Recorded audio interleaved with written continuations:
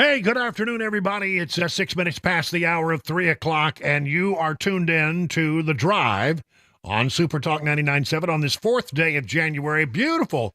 Actually, for December, I'm sorry, January now. It's a beautiful day out there. I got 42 degrees, abundant sunshine. Yeah, lots of sun. Love it. Yeah, it was good. It was good. I wanted to take the show outside today, but I decided maybe I wouldn't because, at 42 degrees, if in short burst is okay.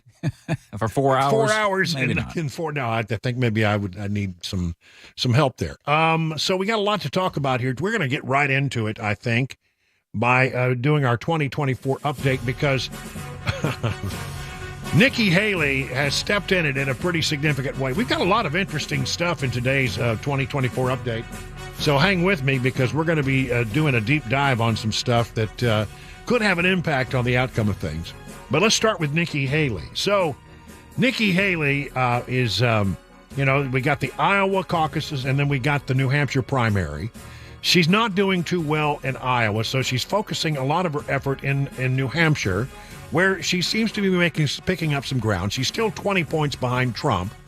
But, I can see scenarios where if, let's say, Christie got out and Ramaswamy got out, she might pick up enough votes to be a serious challenge to Trump in New Hampshire. Not in Iowa. That's not going to happen. But after Iowa, maybe. We'll see what happens. So she's out there doing her very best to try to make a big score in New Hampshire. She's talking to a New Hampshire audience. And she's sort of just whiffing it, and she's just out there riffing, walking around with a microphone, just, with a crowd and trying to, be funny and engaging, I guess is what she was trying for. And she paid a compliment to the people of New Hampshire, but in doing so, insulted the people of Iowa, where she still is a candidate and she needs to garner votes. Here is exactly what she said. We have an opportunity to get this right. And I know we'll get it right. And I trust you. I trust every single one of you. You know how to do this. You know Iowa starts it. You know that you correct it. You know that you continue to go. She said Iowa starts it, and that's true. He said, but you correct it, speaking to a New Hampshire audience.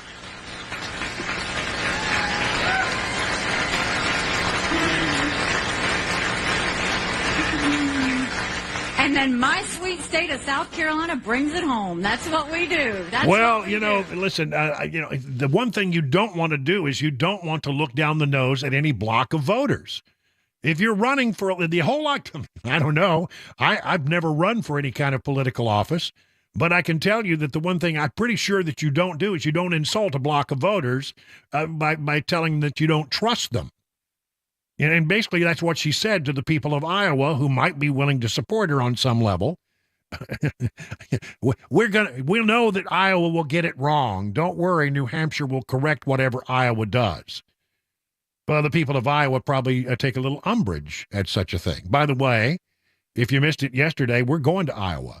We're going to be there for the Iowa caucus on the 15th. It'll be a balmy 17 degrees. And today I started pulling out long johns. Yeah, you might need them. And insulated socks. Mm-hmm. And I'm beginning to brace myself for the idea that I'm going to be in Iowa when the temperature is in the teens. In Iowa, it's funny if you go downtown Des Moines. I guess this is the way it is in other up in that part of the world where they have harsh winters. All the city streets have elevated walkways between the buildings. So you can walk across a lot of Des Moines and never have to go outside. Well, that's smart. Yeah, it is smart. That's how cold it is. But nonetheless, the sacrifices I make to bring you information and news that you need to have, it's a small price to pay that I have to wear insulated underwear. I want you to know that. Nonetheless, Nikki Haley, no doubt wishing she had phrased that perhaps just a little bit different. No doubt when she returns to Iowa, and she will, before the Iowa caucuses, she will be asked about this in great detail. People in Iowa take their politics very seriously. They really follow this stuff, and they're plugged in. And when something like that is said, believe me, it is played on the evening news there in Des Moines and in Cedar Rapids and in all of the other important cities. I'm using quotations here when I talk about important cities in the state of Iowa. Listen, we are waiting to find out whether the highest court in the land is going to take on the case of Donald Trump versus the Colorado Supreme Court, which has ruled that he cannot be on the ballot there because of the 14th Amendment, the insurrection clause, etc. So here's from Reuters. President Donald Trump on Wednesday asked the U.S. Supreme Court to intervene after Colorado's top court disqualified him from the state's Republican primary ballot for engaging in insurrection. Trump, the frontrunner, is contesting the Colorado Supreme Court decision that disqualified him under a constitutional provision barring anyone who engaged in insurrection or rebellion from holding public office. There's just, of course, one problem. Trump has never been accused of that. He's never been accused or tried on any of those charges, and not in a court of law. Maybe, some Democrat believes it, but I mean, there's a very different thing between some Democrat saying, well, he was involved in a rebellion, and they're actually being a charge of being an insurrectionist. None of the people, by the way, who were in the building on January 6th, I forget how many there are, about 120 defendants, something like that. None of them have been charged with insurrection. Trump has never been charged with insurrection. So I don't know how in the world this stands up. I suspect the Supreme Court will take the case and dispatch it basically on the fact that before you can take somebody off the ballot for insurrection, that person has to be tried in a court of law for a charge of insurrection. And since that hasn't happened, we're not going to allow this to happen. I suspect the 6-3 court may be even voting unanimously. It's entirely possible it's a unanimous decision from the high court. We're waiting on that, and I don't think it's going to be a big problem. By the way, he's also fighting the same thing in Maine, but on the state level still. Hasn't reached the Supreme Court. Will the high court take this? I believe they will. When will we find out? Maybe today, whether they're going to take it. And I would suspect that they would then accept filings from the state of Colorado and filings from Donald Trump. And then I think they will very quickly dispatch this matter. I wouldn't spend a lot of time worrying about it. I'd be shocked. Even if Colorado were to be, said, well, yeah, you have an interesting legal point there, and they sided with Colorado. Trump was never going to win Colorado anyway. So I don't know. I think this is a matter that will be handled very quickly by the high court. By the way, there's this. Donald Trump's legal team has been busy challenging decisions in Colorado and Maine to remove his name from the primary ballot. And, of course, the final decision will be made by the Supreme Court, where both cases will likely be struck down, according to most legal scholars. This is from hotair.com. But Trump won't be alone in facing this type of challenge. It turns out that Democrats across the country are seeking to have other Republicans' names removed from the ballot. The New York Post reports that a Democrat in Pennsylvania has filed a challenge to remove the name of Congressman Scott Perry from the ballot. And he's not the only one. As the decisions disqualifying former President Trump from the 2024 election work their way through the courts, a new filing in Pennsylvania seeks the same ballot cleansing by barring Scott Perry. It's the latest effort in congressional candidates as Democrats seek to bar opponents as insurrectionists. See, this is why the high court has got to weigh in on this. They've got to weigh in because it will throw the entire election process into chaos. And by the way, the 14th Amendment, it really honestly was never designed to be used in this way. And everybody who has a brain cell working in the legal world agrees on that point. It was a political decision in Colorado, not a legal decision. And by the way, who's behind all this is a good question. A Biden appointee recently scrubbed from a government website is behind the effort to boot Trump off the ballot.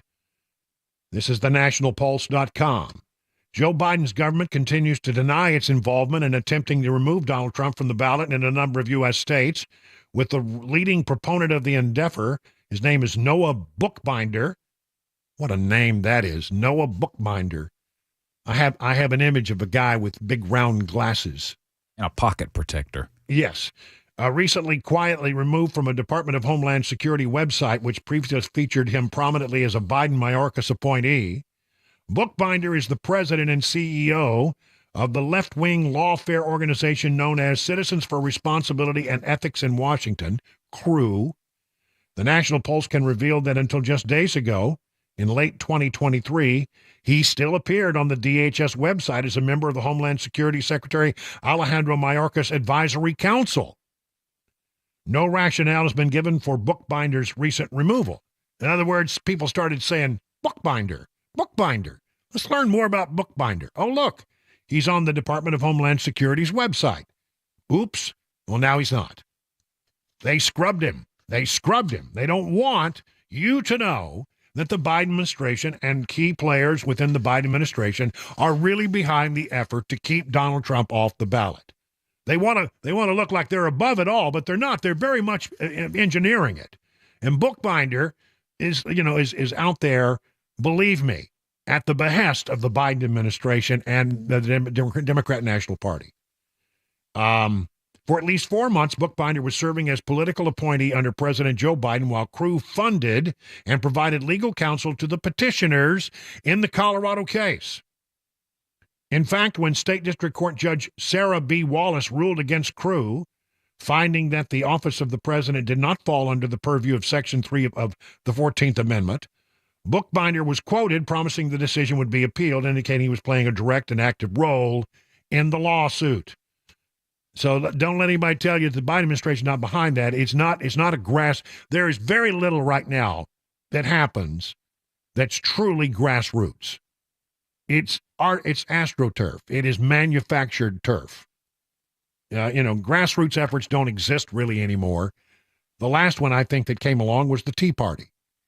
And I think most of the stuff is generated and it makes it look, well, this is a grassroots effort. This comes from the people. No, it comes from the party, and it comes from friends of the Biden administration. You're going to hear an awful lot about this story with regard to President Trump. Trump's businesses took in nearly $8 million from foreign governments, according to House Democrats. They're making the case that because many countries did business with the Trump properties in Washington and around the world, that the president somehow benefited from that, and therefore finds himself in violation of the Emoluments Clause. And they're actually talking about trying to make a thing out of this. Listen. Here's the thing. It's like I don't understand how people don't see this. When you become the president of the United States, you set that aside and you say, these people over here are going to continue to run my business, and I'm not going to be aware of the day-to-day operations. I don't know what's going on over here. And you go ahead and you do your job as president. And, you may get like quarterly updates on, yeah, you're doing okay, or no, you're not doing okay, but you don't get into the details. By not knowing, how can you then be influenced? So I don't think there's much to this. I think they're going to make a big, to many people it sounds bad, but when you know how businesses are run and when you know how people set aside their business, stuff when they become involved in politics, then you have a more sophisticated understanding. Then it's not a thing. It's simply not a thing. And then, I get all the time from people, I say, I'm really worried, Brian. I'm really worried that, no matter how well the polls look and how good Trump does, that they're going to be robbed and that we're not doing the right things to be ready for the coming election. And one of the things that we're trying to do as Republicans is, get people convinced that they need to vote early. From townhall.com. Campaign to bank Republican votes before Election Day launches Phase 2 in all 50 states. The Republican National Committee's aggressive campaign to beat Democrats in pre-Election Day voting in 2024 is now live in all 50 states as of this week. A hopeful sign that investing in both legal efforts to defend the integrity of elections and taking advantage of early voting and ballot harvesting where it is allowed will give Republican candidates up and down the ballot an advantage come November 5th. See, the Democrats are great at this, and they've been doing it for a long time. And we as Republicans, we always sort of look down our noses at it and said, no, that's not the way elections are supposed to be. We vote on election day as Republicans, but then election day would come and you get busy. Life would intervene in some way. Maybe it was an ugly weather day and a lot of people didn't want to get out and vote. One way or the other, you can't count, apparently, today. I wish everybody voted on Election Day. I wish we didn't have early voting. I don't like it. For one thing, if you vote early and then something happens as you lead up to Election Day, then you may want to change your vote, but you can't because you've already voted, right? All the facts are not in until Election Day. And I don't like, voting early, but it's the way it's being done. And state legislatures have decided that we need to give people the ability to vote over a course of time. Early voting, bundling in some cases is allowed in some states. And the RNC has spent a great deal of effort and a great deal of money preparing to do this so that we have elections where the Republicans vote just as early as the Democrats do, bank those votes, then you don't have to worry if on Election Day, your kid gets sick and you can't go to the polls. You don't have to worry if the weather's bad. Well, I don't have to go out because I've already voted. It's done. It's over with. Do it at your convenience. Republicans need to play this game. So within the sound of my voice, vote early. Vote early. Vote early. It is 23 minutes past the hour of 3 o'clock on Super Talk.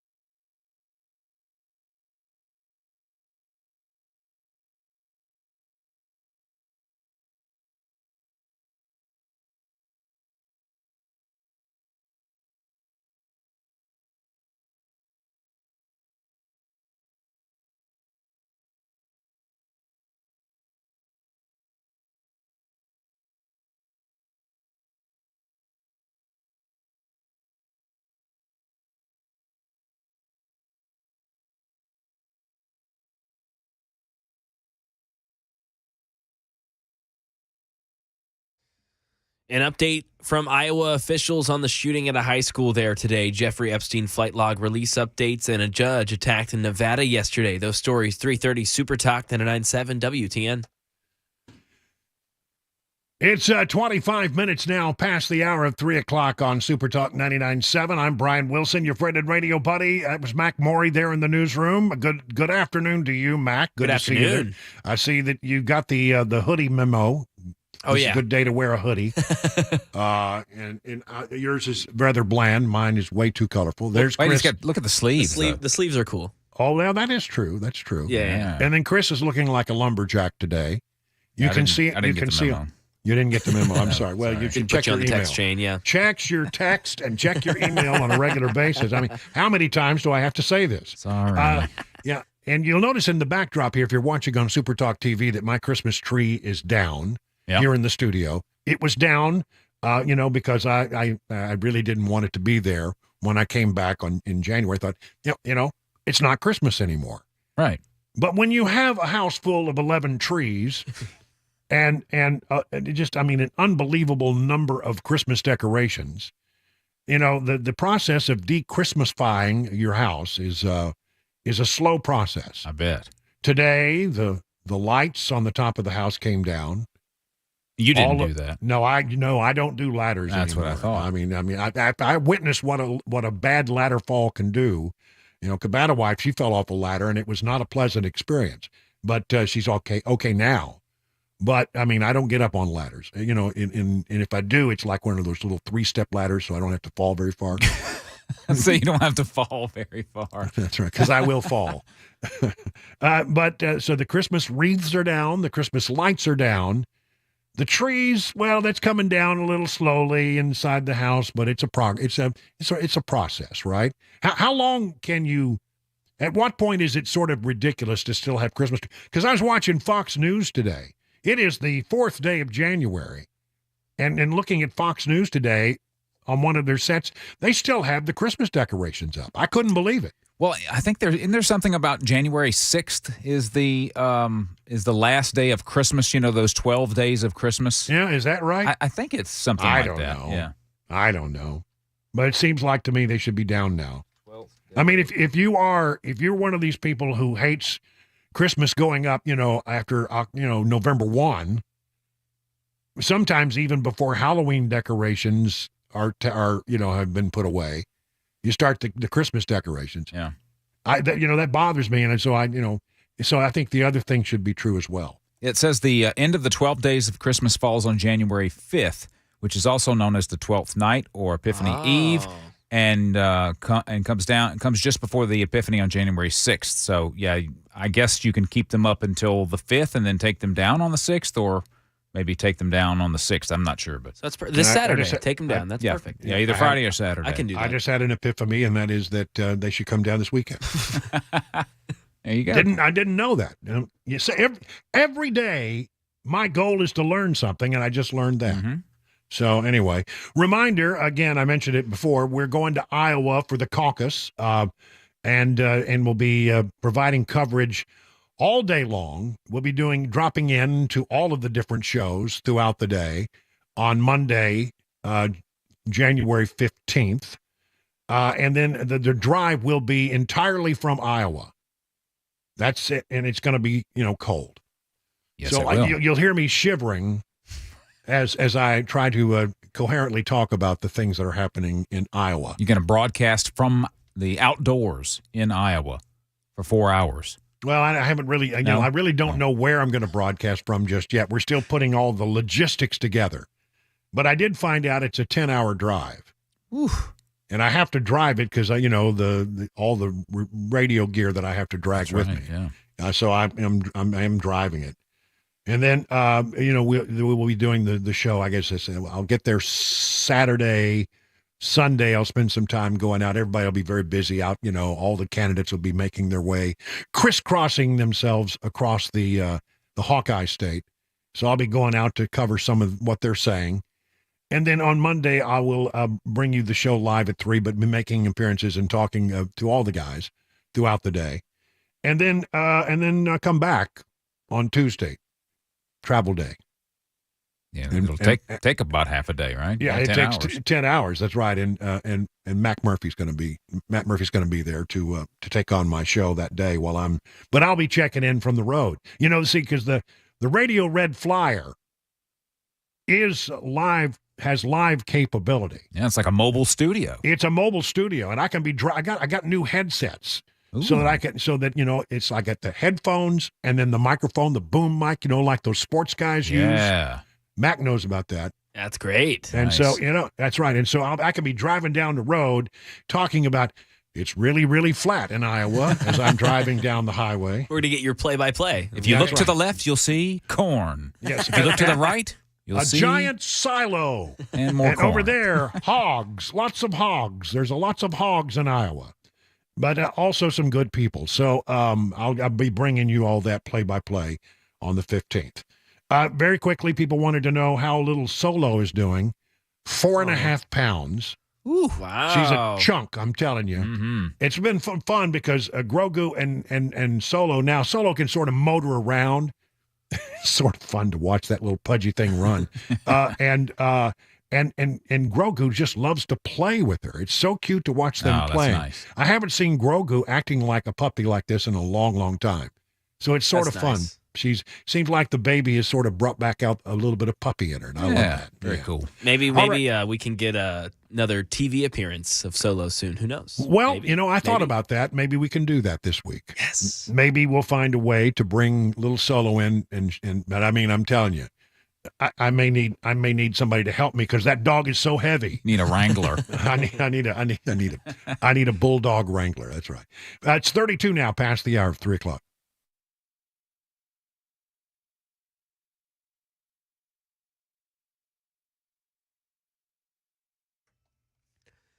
.332, I'm Mac Maury with your top stories. Currently 43 degrees. A sunny day on Music Row. Wasn't this morning, but those clouds cleared out here.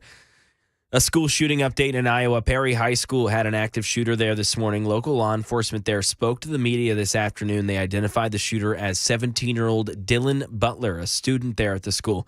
He was armed with a pump-action shotgun and a small-caliber handgun. Butler also made multiple social media posts around the time of the shooting this morning, and that'll all be taken in as evidence in this investigation. Here's Mitch Mortvedt, an assistant director with the Iowa Division of Criminal Investigation, bringing an update on the victims. There are 6 victims, one of them who is deceased. That individual was a 6th grade student at Perry Middle School. The other 5 are being treated at area hospitals. 4 of the surviving victims are students, and the 5th is a school administrator. As of over an hour ago, one of the victims was in critical but not life-threatening condition, while the other 4 in stable condition. Officials believe that he acted alone but have not narrowed down a motive.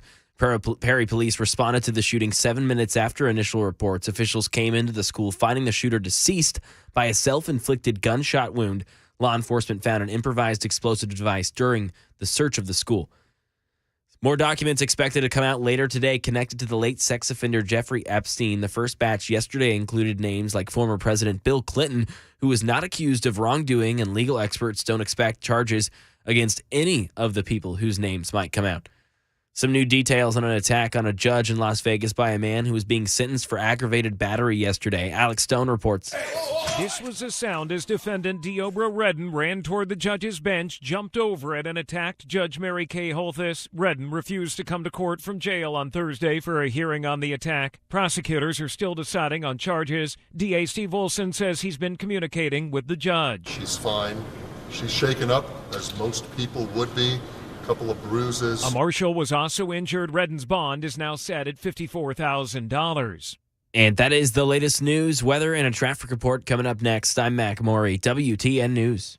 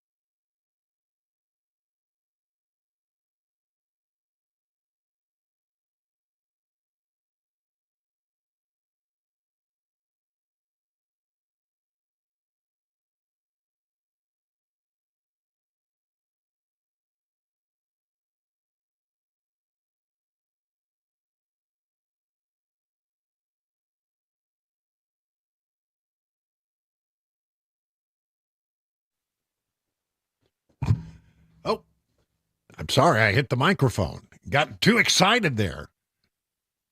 All across the greater Middle Tennessee area, people went, whoomp. What was that? That's me. Did I hit a pothole? Hitting the microphone, yeah. Sorry about that. Let's go to the swamp. We got a lot of stuff to talk about. And here is a sort of a mysterious story. I'm pretty much going to just read this from AmericanMilitaryNews.com. And it raises some real interesting questions about the EPA.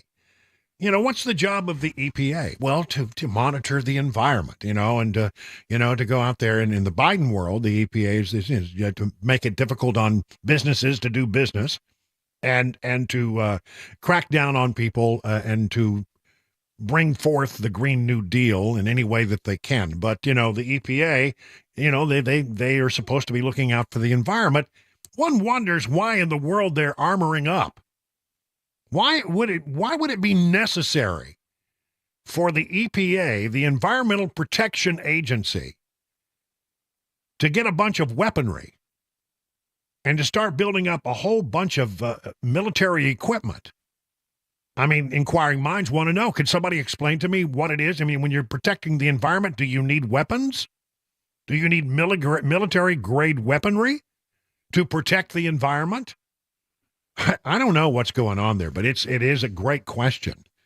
AmericanMilitaryNews.com. You can find the link to this at earfarb.com under the swamp tab.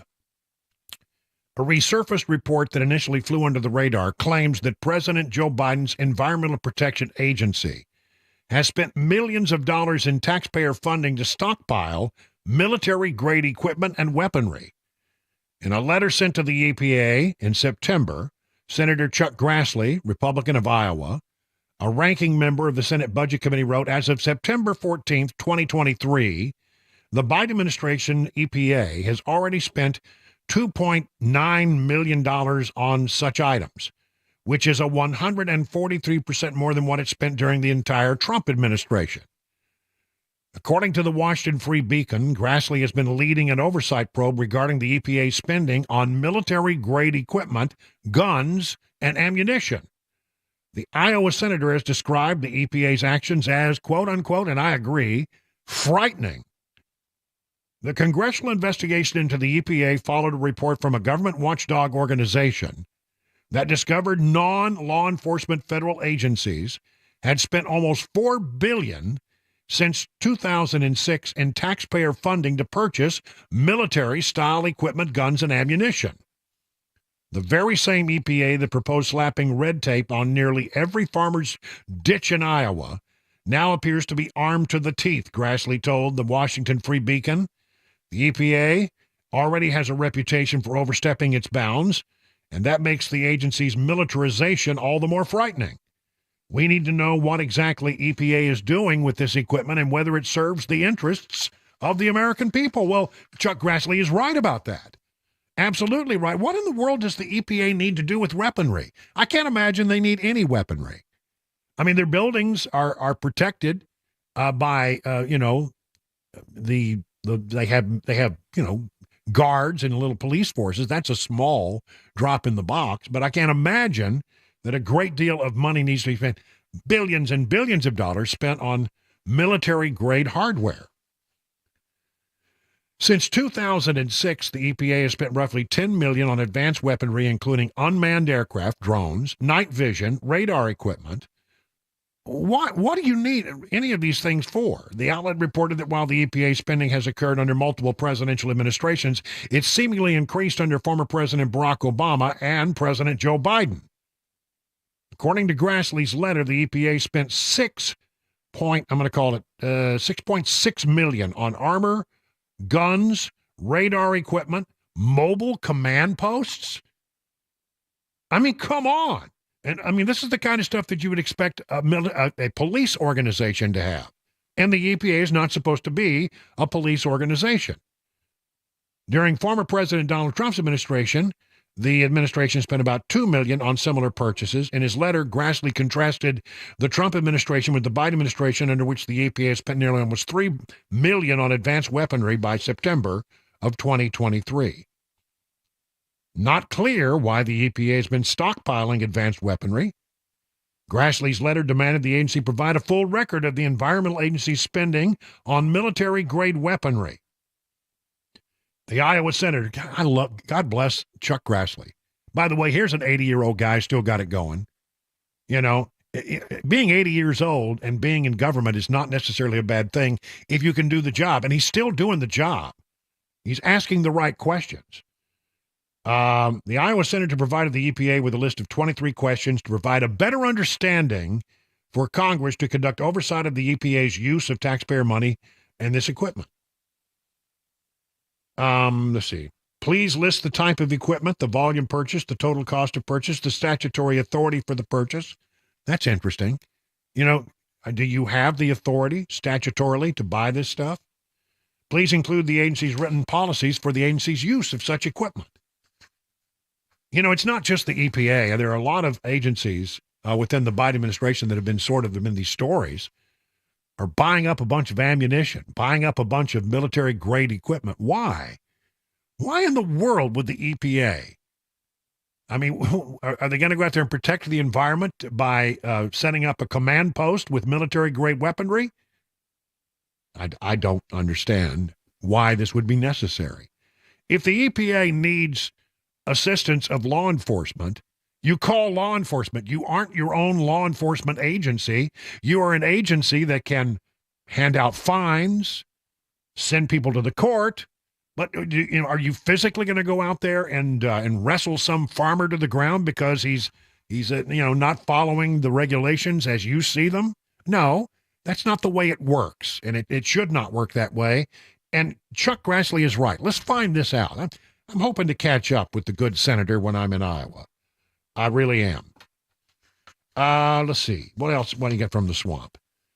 Whatever happened, you may wonder, to the investigations into Hunter Biden? We haven't talked about Biden Inc. in a while. According to HotAir.com, before the Christmas break, it sounded like the House Oversight Committee had its teeth into some juicy material, and the walls were closing in on the first son. As it turns out, the work has continued, and the progress is reportedly being made. Following Hunter Biden's dramatic press conference where he refused to provide testimony after receiving a congressional subpoena, the committee is moving forward with the next steps, first of which will be a vote in the committee to hold the younger Biden in contempt of Congress. Assuming that passes, the measure would then move to the floor for a full vote. Holding Hunter Biden in contempt of Congress after he defied a subpoena to sit for a deposition last month as part of the House Republicans' impeachment inquiry into his father. This is going to happen. They're going to find him in contempt. The thing is that it would then go to the Justice Department. Now, the Justice Department historically has taken up these things and have pursued them.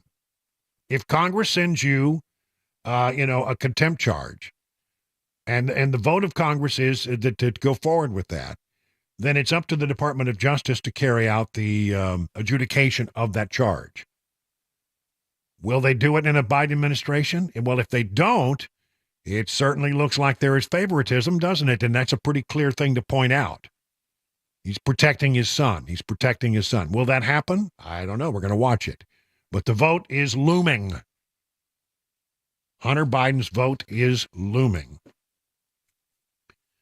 Yesterday, we had on Congressman Mark Green, Republican of Tennessee, 7th Congressional District, also the chairman of the Homeland Security Committee up on Capitol Hill. And many people wondered, well, why didn't you ask him about his stock portfolio? If you haven't heard this story, let me just go ahead and bring it to your attention.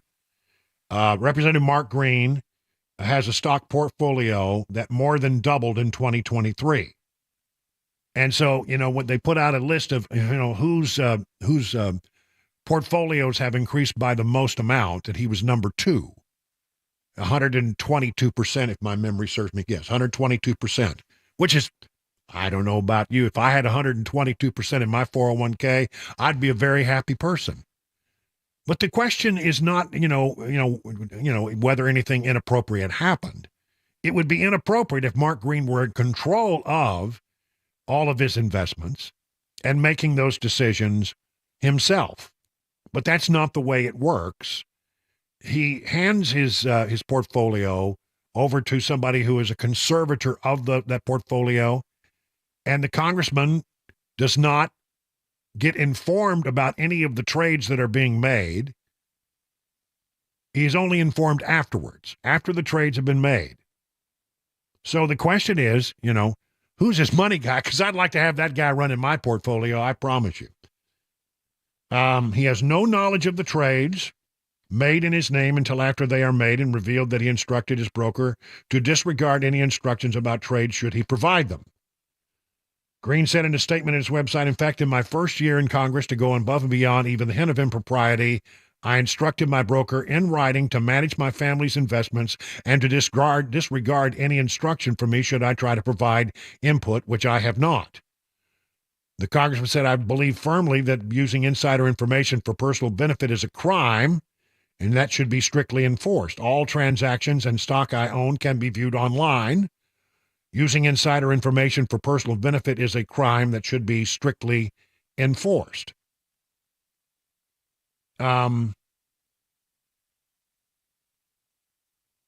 He's not number one. Number one was a Democrat, and who saw a 238.9% increase in value.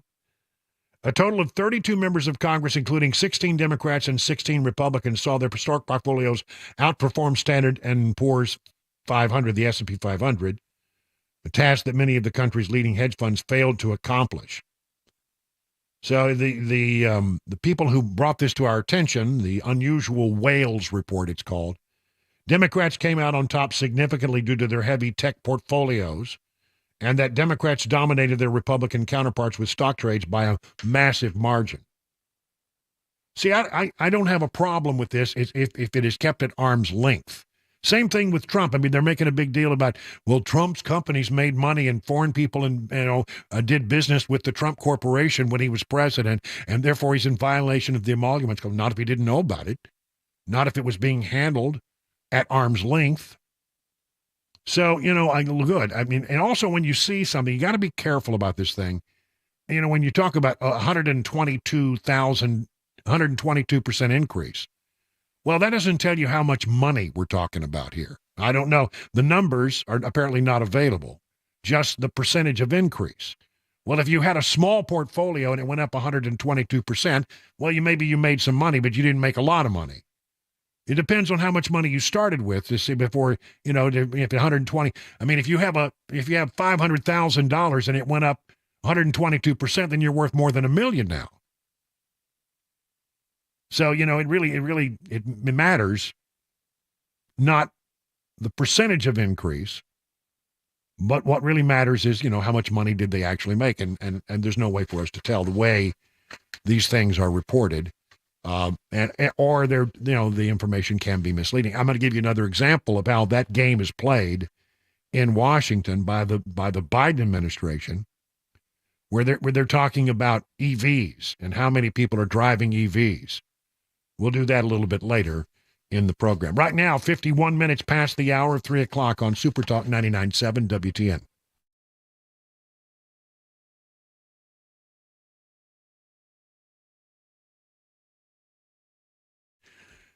Well, I tell you what, you don't have to be a gazillionaire to enjoy a good meal down at one of Johnny Fleeman's restaurants, the Brass Lantern or Legends restaurants, now celebrating 35 years, wow, in Middle Tennessee and the surrounding areas. They'd like to thank everyone and wish you a happy new year. And to celebrate, they want me to share with you some of their daily specials. Now, you can get a good meal at a reasonable cost. That's what they're all about. Monday, fresh breaded chicken fingers with fries and coleslaw, $8.99. Tuesday, slow-cooked prime rib for $18.99. You also get a good side out of that. Wednesday, 6-ounce choice sirloin with a side, only $8.99. Thursday, hamburger steak dinner for $8.99. Sundays, 3 pasta dinners, all $9.99.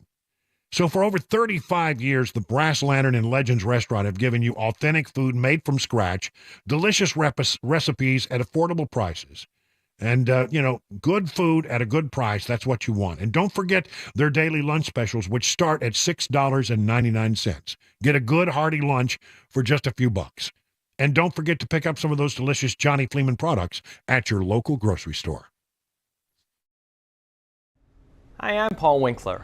I recently did a workshop talking about some of the missteps of the investing industry, some of the biggest mutual fund companies out there. You probably recognize these names: Fidelity, Vanguard, Raymond James, Edward Jones, actually using data and information from their own websites as I walk through this. Now, one of the things I was talking about is diversification and how investors could be in for a rude awakening at the amount of risk that they actually have in their portfolios, and they don't even realize it. Now, the example I like to use to help people understand why do these huge companies do this? I mean, these are big companies. And you go, well, why? Well, think about the diet industry. In the diet industry, you had things like this: fat-free this, fat-free that, fat-free that. And what happened is they did a study. They were looking at diabetes in children. And what they found was that when they went fat-free, they actually ended up with more diabetes rather than less, because what they substituted for fat was sugar. Now, what happens in the mutual fund industry, they tend to keep costs low by investing in very narrow areas of the market that are inexpensive to manage. So what happens is the investor ends up with more risk than they think that they've got. Now, why do they do that? Because you are actually attracted by low costs. Now, it doesn't mean that you can't use these big mutual fund companies. It just means that you have to be eyes wide open. As an investment firm, we help people sidestep these things because sometimes you have no choice. You have a 401k, you're dealing with these fund companies, and you can't go anywhere else. So what we do is we help you go around these landmines. To set up an initial 15-minute phone call, go to our website, paulwinkler.com, or you can just scan the QR code right here. We look forward to talking with you.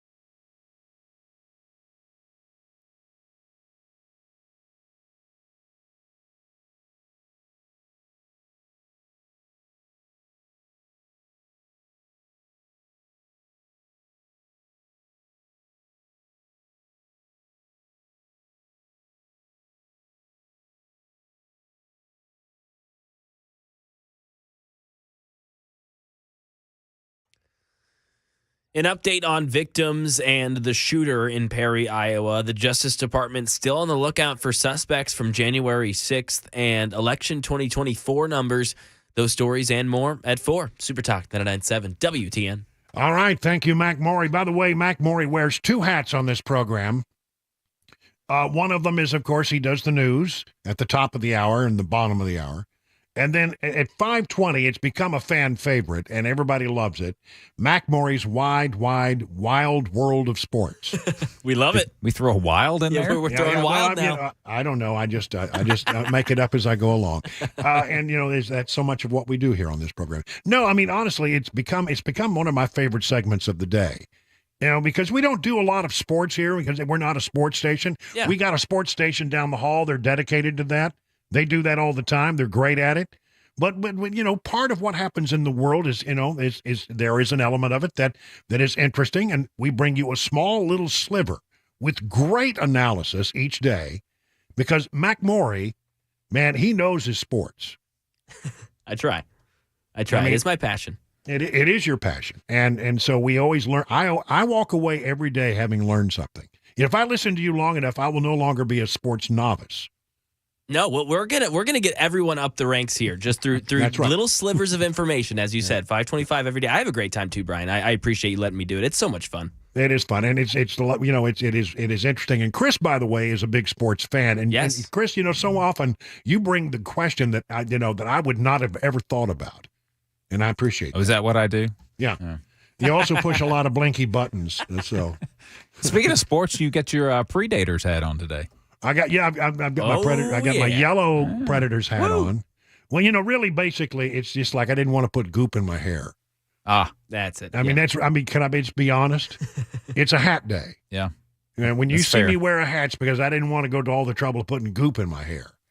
Yeah, that was one of the things that I did like about having all the long hair is that I didn't have to worry about the goop. It just how it falls Let it is flow. how it falls. That's right. Does it. Long. Mac, you know what I'm talking about. Yes, sir. Yeah, Mac does. Yeah, you hippies, you. Let's take a look at the markets. But first of all, let me tell you, tomorrow is a day to watch the markets pretty closely. Our regular markets report will start again next week with the folks over at Beacon. But there's a Friday jobs report that's going to be coming out tomorrow, and what they're looking for is what is known as a Goldilocks number. The Goldilocks, not too hot, not too cold. Just right. So they're looking for something in the middle. If it's too hot, then it maybe stops the Fed from lowering interest rates. If it's too cold, I don't know. But it can be difficult to find that number. But we'll be looking to see whether they hit the Goldilocks number tomorrow. Okay, I'll learn more about that. Dow Jones Industrials were up today about 10 points. The S&P was down 16. The NASDAQ was about down 81 points. So I would call those relatively flat numbers. I think people are sort of waiting to see what that jobs numbers is going to do tomorrow. We don't do it very often. Let's check in on oil. West Texas Intermediate crude down a little bit, but selling for $72 a barrel. I sure hope we are filling up the reserve while these prices are a little low, artificially suppressed, I believe. And Brent crude down a little bit, but selling at $77 a barrel. Gold is up about $8. An ounce of gold would cost you $2,051. And crypto, I want to check that because it's been, crypto was up above 45,000 for a while. It's now at 44,450. Today it was up 4%. Gained, these Bitcoin numbers, they go up and down like crazy. $1,705, up about 4%. This brought to you by Beacon Capital Management. Learn more about all the things they can do for you by going to their website, askbeaconnow.com. 59 minutes past the hour of 3 o'clock on Super Talk.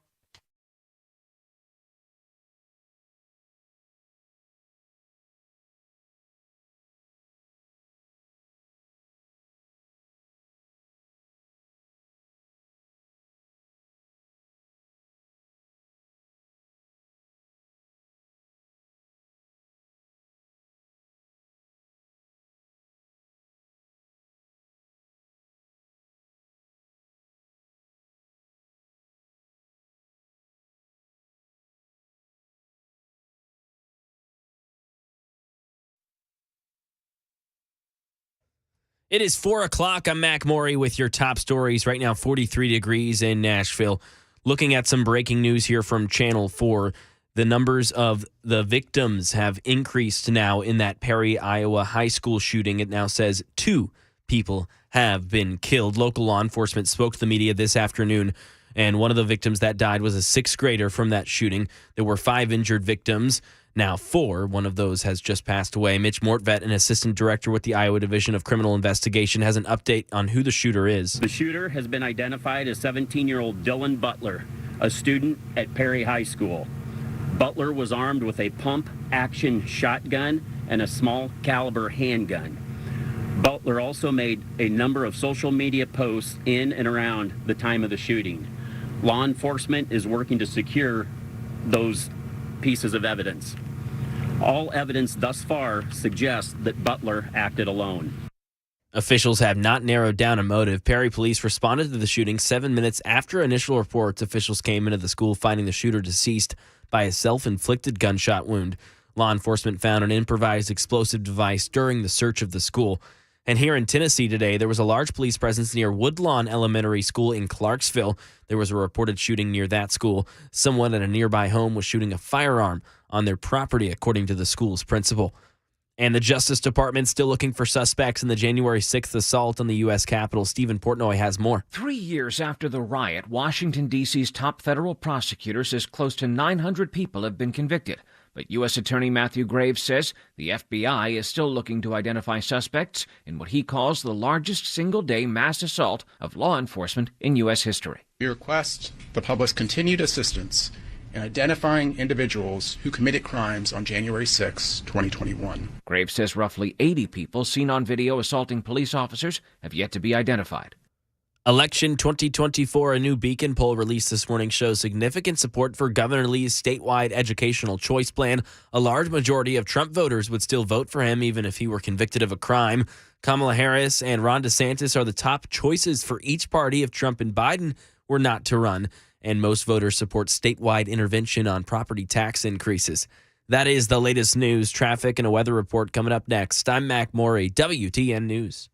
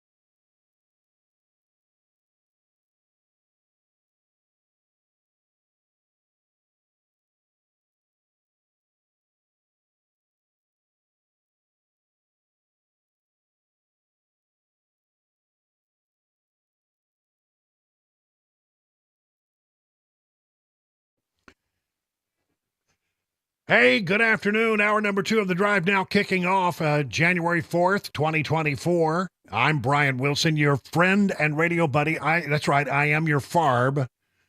That's your FARB. And you can find every story that we do is linked to the source material that we use to bring it to you. And you can find that at yourfarb.com. Find a link to that at 997wtn.com. So glad that you're with us on this very bright and sort of, not unpleasant day for the middle of, well, not middle, but the beginning of January. 42 degrees. What you got there? 43 degrees actually down here. Yeah. Well, see, bucolic Watertown's just a bit chillier than downtown Nashville.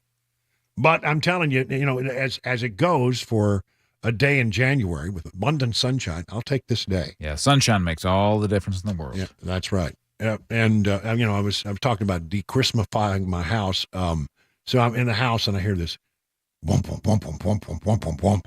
And I'm trying to figure, what in the world is that? I have no idea what's going on. And it's just a big noise coming from somewhere. Mm. And I went outside saying, I've got squirrels in the attic. What have I got here? And it was the guy taking down the Christmas lights. Oh. He wasn't hanging from a gutter, was he? No.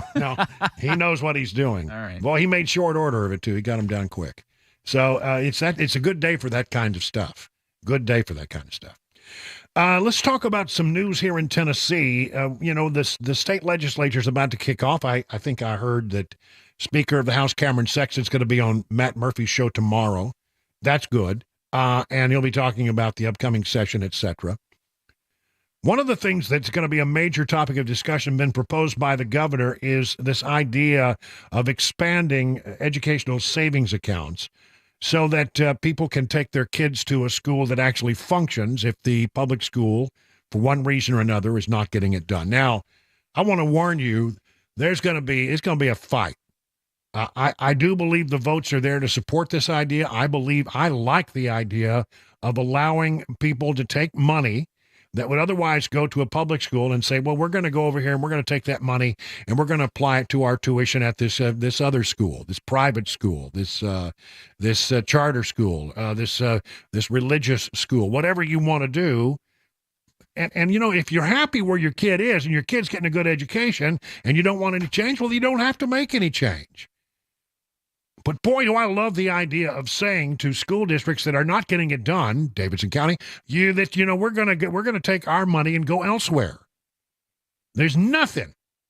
And I'll say this, I believe this with every fiber of my being. There is nothing that is better for this situation than a little competition. When you don't have any competition, when you're the only game in town, you get fat, you get lazy. And that's what has happened to our public schools in many cases. They get fat, they get lazy. They're not focused on the right things. But if all of a sudden you have to be held accountable because you're losing students like crazy, you've got to do something better. You've got to make these schools better. Maybe, you stand up on your tippy toes and you make the schools better.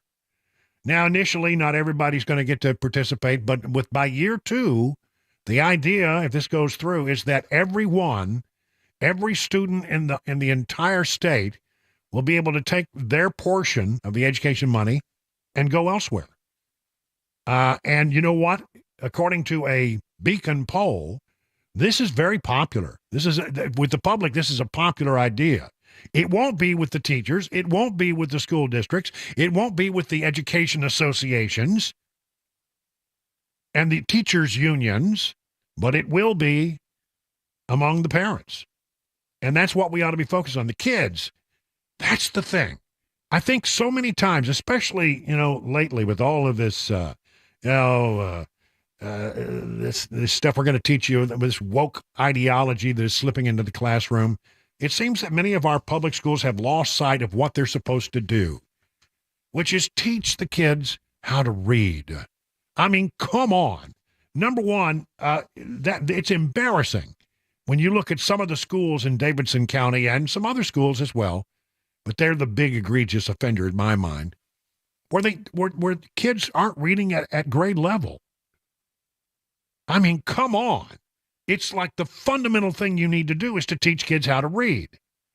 And you need to teach them math. And you need to teach them history. And you need to educate. And each and everything ought to be driven by one thing and one thing only. What's in the best interest of the child? Not what's in the best interest of your woke agenda. So I'm all for this idea. I think sometimes you just gotta take a problem, you just gotta grab it by the throat and you just gotta shake it.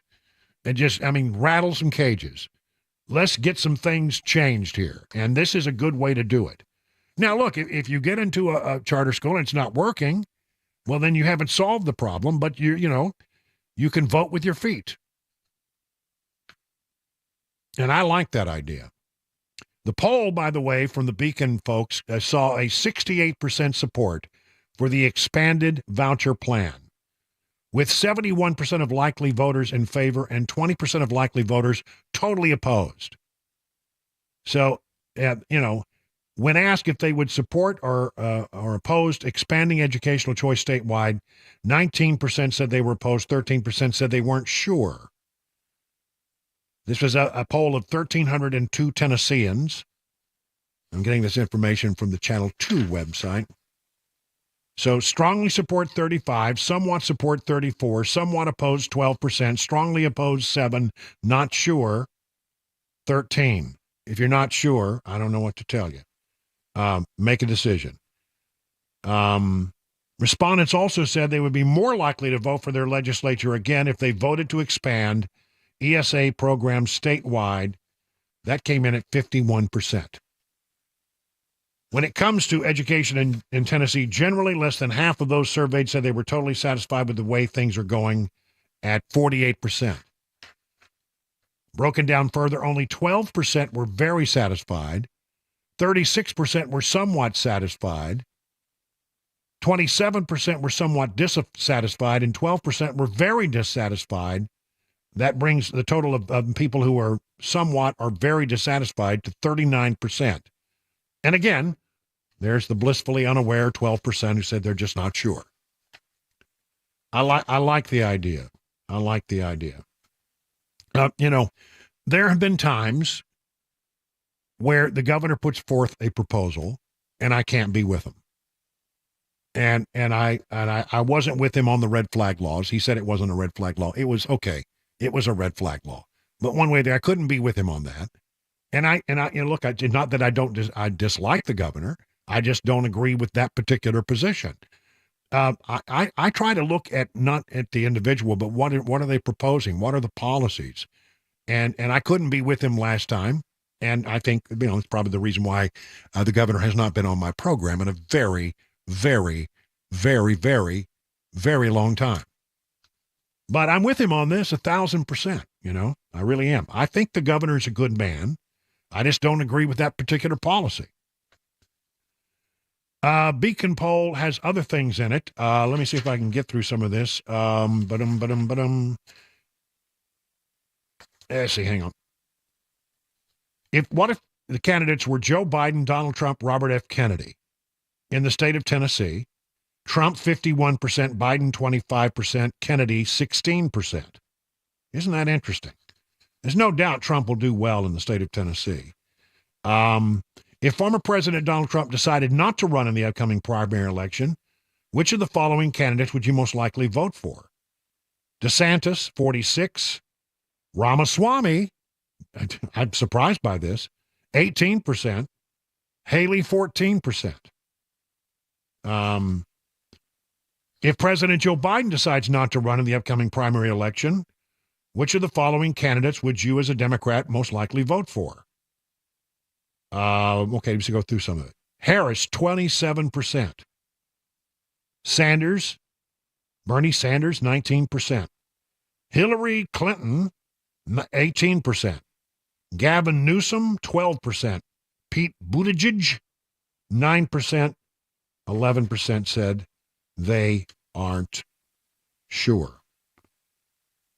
If Donald Trump were to be convicted of one or more of the crimes he's been charged with before the next election, how would this affect your decision to vote for him? 63% said, I would still vote for him. 9% said I would not vote for him. 22% said it would depend on the specific circumstances of the conviction. 5% said, not sure. So there you go, some of the things in there. Oh, yeah, here's an interesting little thing. Let's see if I can get this right. How much, if all, do you trust local news organizations? I was surprised by this number a little bit. 15% said a lot. 51% said some. 22% said not too much at all. And 9% said not at all. Generally, local news people get a better rating than do the national news organizations. I think that's been sort of the trend for many, many, many years. In other news around the area, the city of Nashville just completely continues to amaze me. Despite a vote from Metro Council green-lighting the license plate readers, the implementation of them have been at a standstill, but that's about to change. Metro Police will hold a series of meetings with community leader advisor groups starting today, to receive feedback on how LPR should be incorporated around Nashville. There will be precinct-based meetings going on until February. Metro Police said the advisory groups are made up of Nashvillians who reside within each of the 8 precincts. These license plate readers, also known as LPRs, were tested out last year after a 6-month pilot program and much debate.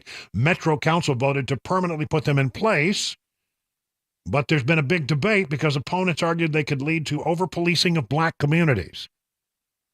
I don't know that that's the thing you should focus on. It seems to me you ought to focus, it should be one metric. One metric should drive where these LPRs are. Number one, where is the crime? If you have crime in an area, then the LPR should go there. By the way, if you have crime in an area, police should be going there. That's the way it works. That's how you get rid of crime, is you enforce the law.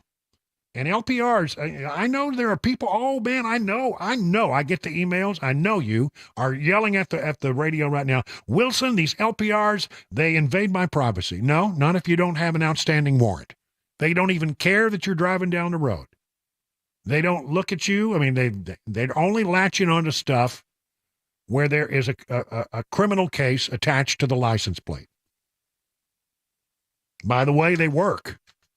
Talk to the people in Mount Juliet. There's hardly a day goes by that they don't arrest some criminal who doesn't know that if you have an outstanding warrant, you shouldn't show up in Mount Juliet.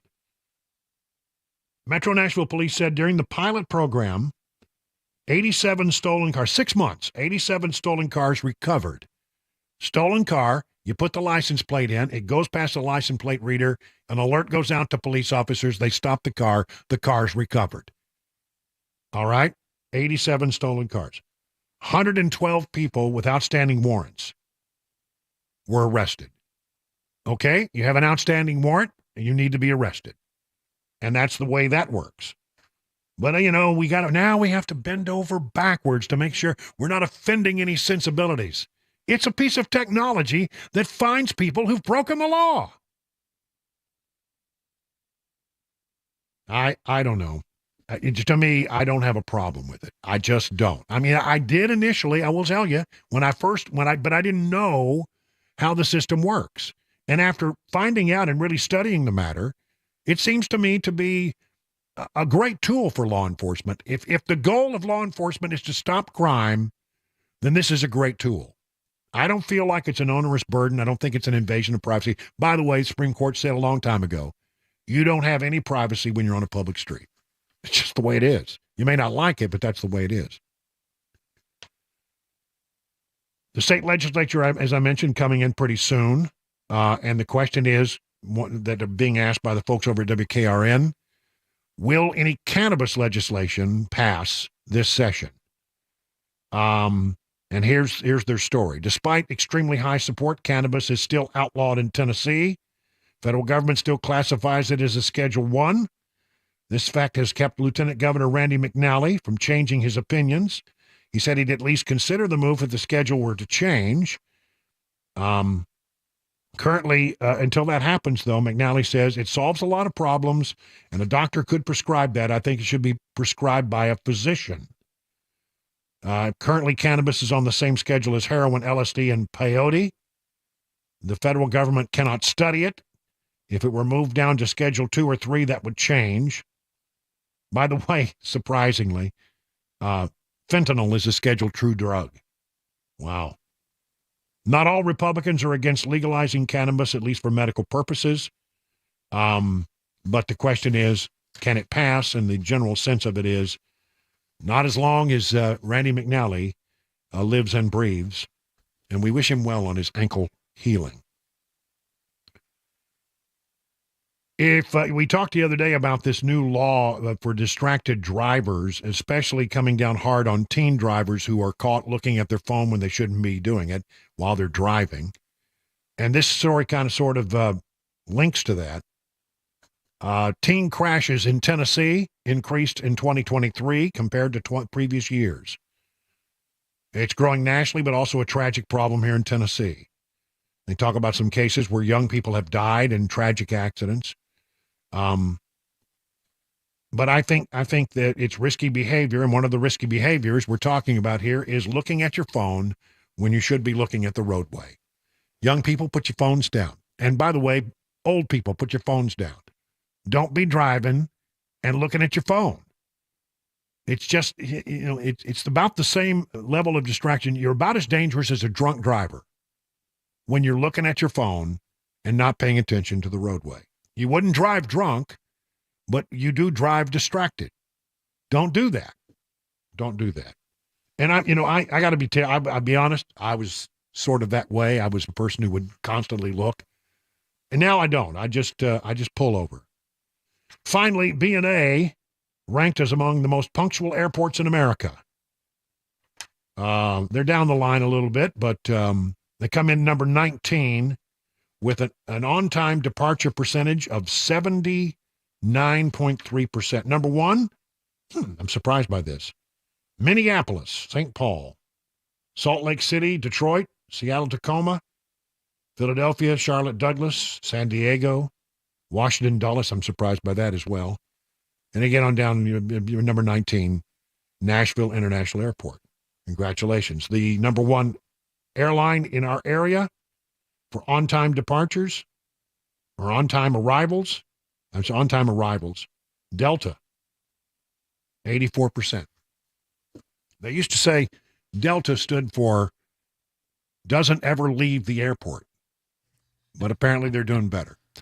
So we hear. 23 minutes now past the hour of 4 o'clock.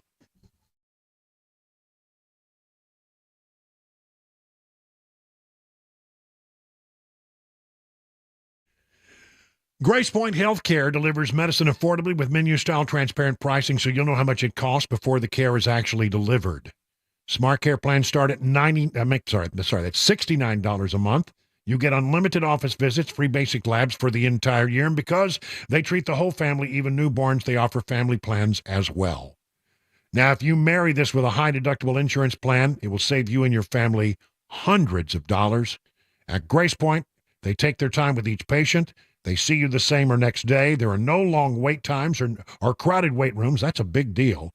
They treat naturally whenever possible. It is a military vet-owned practice. Just some of the reasons why it's been voted the best primary care provider by Toast of Music City year after year after year. Grace Point wants you to know they have COVID testing and treatment. If you think you have COVID, and by the way, COVID is up in our area, get some early treatment, and get out of it sooner. Grace Point Healthcare on Main Street in Franklin, 599-6868 to schedule a visit.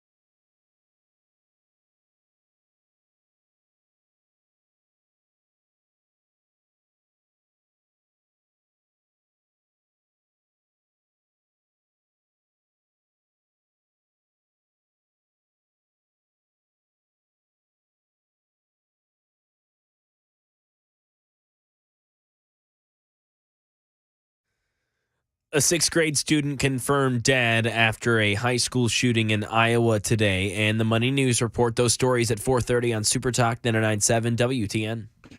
Mac Maury, thank you very much. We'll get the news here in just a short while. You know, Mac and Chris, I stand behind no man in my appreciation for a good Dr. Pepper. Oh, yeah. I mean, I'm a DP guy. I don't drink Coke. I don't drink other sodas. If I'm going to be drinking a soda, it's going to be a Dr. Pepper. You know, I think it's a real Texas thing. It started in Waco, Texas, and it was sort of a regional thing, and then it grew nationwide. And I'm a pepper, you're a pepper. Remember all that? And now I crave a Dr. Pepper every day. Now I'm trying to do this whole thing, where I don't drink and I don't eat sugar during the month of January. Yeah. Really, for me, mostly what I do is I have a glass of wine in the evening, and I thought, well, I'll cut that out. That's just. Really, it's a lot of sugar.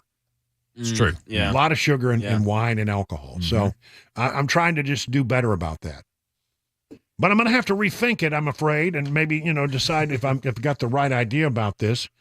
A 101-year-old veteran credits his daily Dr. Pepper with his longevity. Wow. Eugene Peterson swears that Dr. Pepper is the key to his longevity. So this is a guy who's served in the military, served in the Philippines, served in Vietnam. He goes to the gym, he fishes, he thinks that helps him live longer. When asked what she thinks the secret to Peterson's longevity is, his daughter answered, he doesn't let any moss grow under him. But Peterson was quick to give his real answer. And Dr. Pepper. I love that. He believes that Dr. Pepper is something that makes him, and he's not alone in this. Elizabeth Sullivan told CNN she's 104, that she has been drinking 2 to 3 cans of Dr. Pepper every day since she was 60. Wow. Jeez. The stuff is good. It's got sugar in it.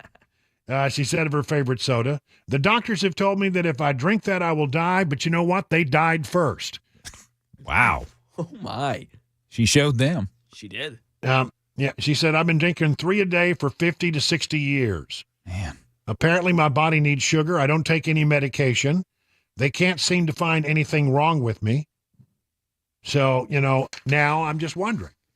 Maybe I've been too harsh in my judgment about sugar. Maybe I need a little sugar every day. Remember, I need that. When I was the bureau chief, the one time that I had managerial responsibility for a very short period of time, I was a bureau chief at the Fox News Channel in Washington for a while.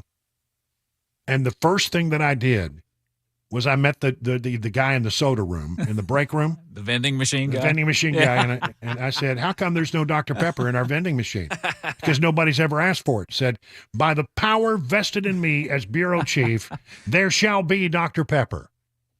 And Jim Angle, who was a Texan, he wanted Dr. Pepper too. So, we prevailed. And to my knowledge, they still have Dr. Pepper in the machine there. And everyone wonders, why is there Dr. Pepper Why is there Dr. Pepper in here? Nobody drinks that. No, I tell you, I found that in the afternoons when I needed to be crashing, there's a certain time in television news where you got to be sitting down writing your story for the day, your big piece, your package, and I would sit down and I could not, words would not come to me until I had a Dr. Pepper. Yeah, peps you right up. Yep. They used to say 10, 2, and 4, 3 times a day. Well, and now you've got your anecdotal evidence. So that's there right. You go. So I'm going to have a conversation with Cabana Wife tonight and revisit this old promise that I made about the month of January. The exception will be 1 Dr. Pepper a day. Yeah, do it while you're sipping on a Dr. Pepper. Yeah. So I've been thinking. See how that goes off. Do you want me to live to be an old guy or not? That's the question. 31 past the hour of 4 o'clock on Super Talk.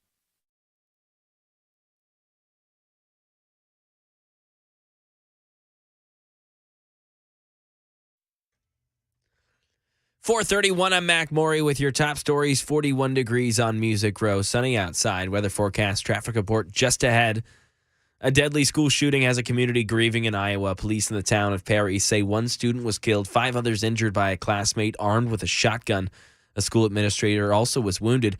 Authorities say that Responding officers also found an improvised explosive device in the school, which was rendered safe. Alex Pratia is there with more. They say that when they entered the school, that suspected gunman, 17-year-old Dylan Butler, had taken his own life. They also were able to locate a number of victims, 6 in total. That one 6th grader who was killed, 4 other students that were shot, and then also that one school administrator that we know is the principal.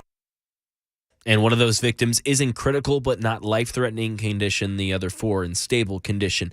Now over to the Money News. Daria Albinger. Stocks continue to slide for a third straight day, closing at the session's lows. The Dow closed up 10 points, while the S&P fell 16 and the Nasdaq gave up 82. Investors are trying to read signals that a solid job market may be keeping inflation from cooling off as quickly as it could. First-time jobless claims fell again last week as the Labor Department continues to show resilience despite elevated interest rates. They dropped to 202,000 in the final week of 2023, down 18,000 from the week before. The government's December employment numbers will be released on Friday. Peloton surged almost 14% on word that it's going to partner with TikTok on short-form workout videos. Walgreens is cutting its dividend nearly in half as a drugstore chain looks for ways to strengthen its balance sheet. The company, which runs a network of about 13,000 stores worldwide, also announced a better-than-expected fiscal first quarter.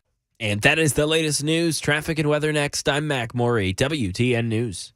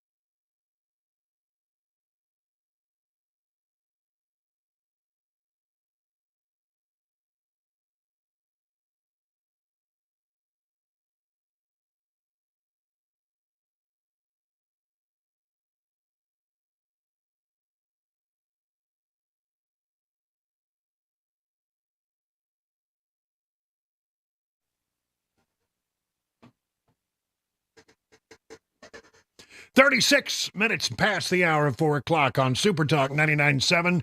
Brian Wilson in the chair and on the air on this very, as things go in January, pretty nice day. Hope that you are driving home safely.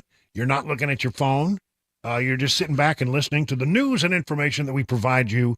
We give you a little news, a little information, a little song, a little dance, a little seltzer down your pants. We give it to you all.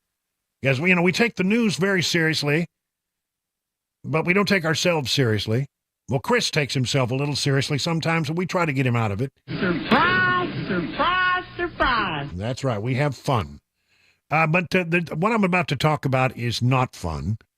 It has to do with the ongoing battles over the border.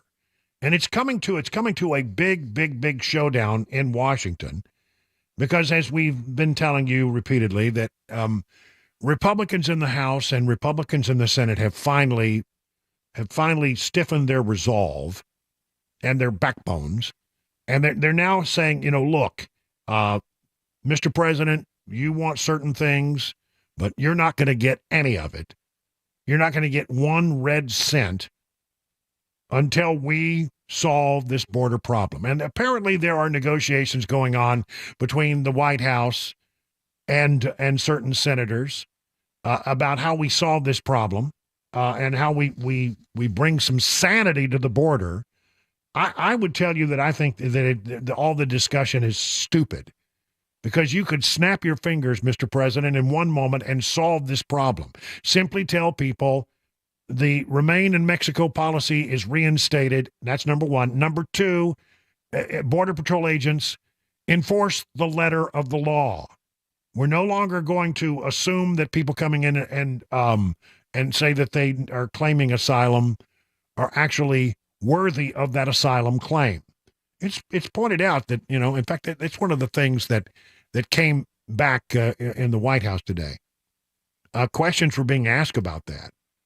And Karine Jean-Pierre was asked some questions about it.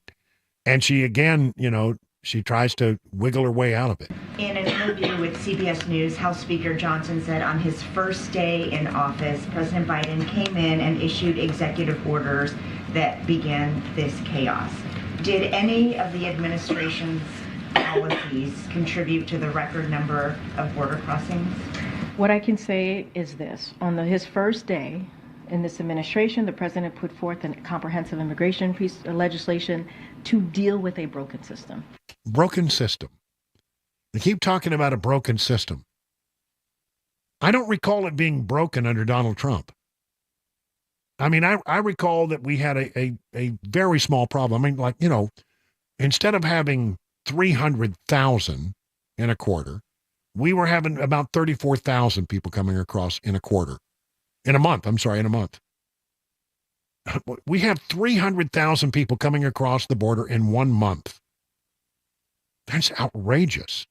So it's about 10 times worse than it was.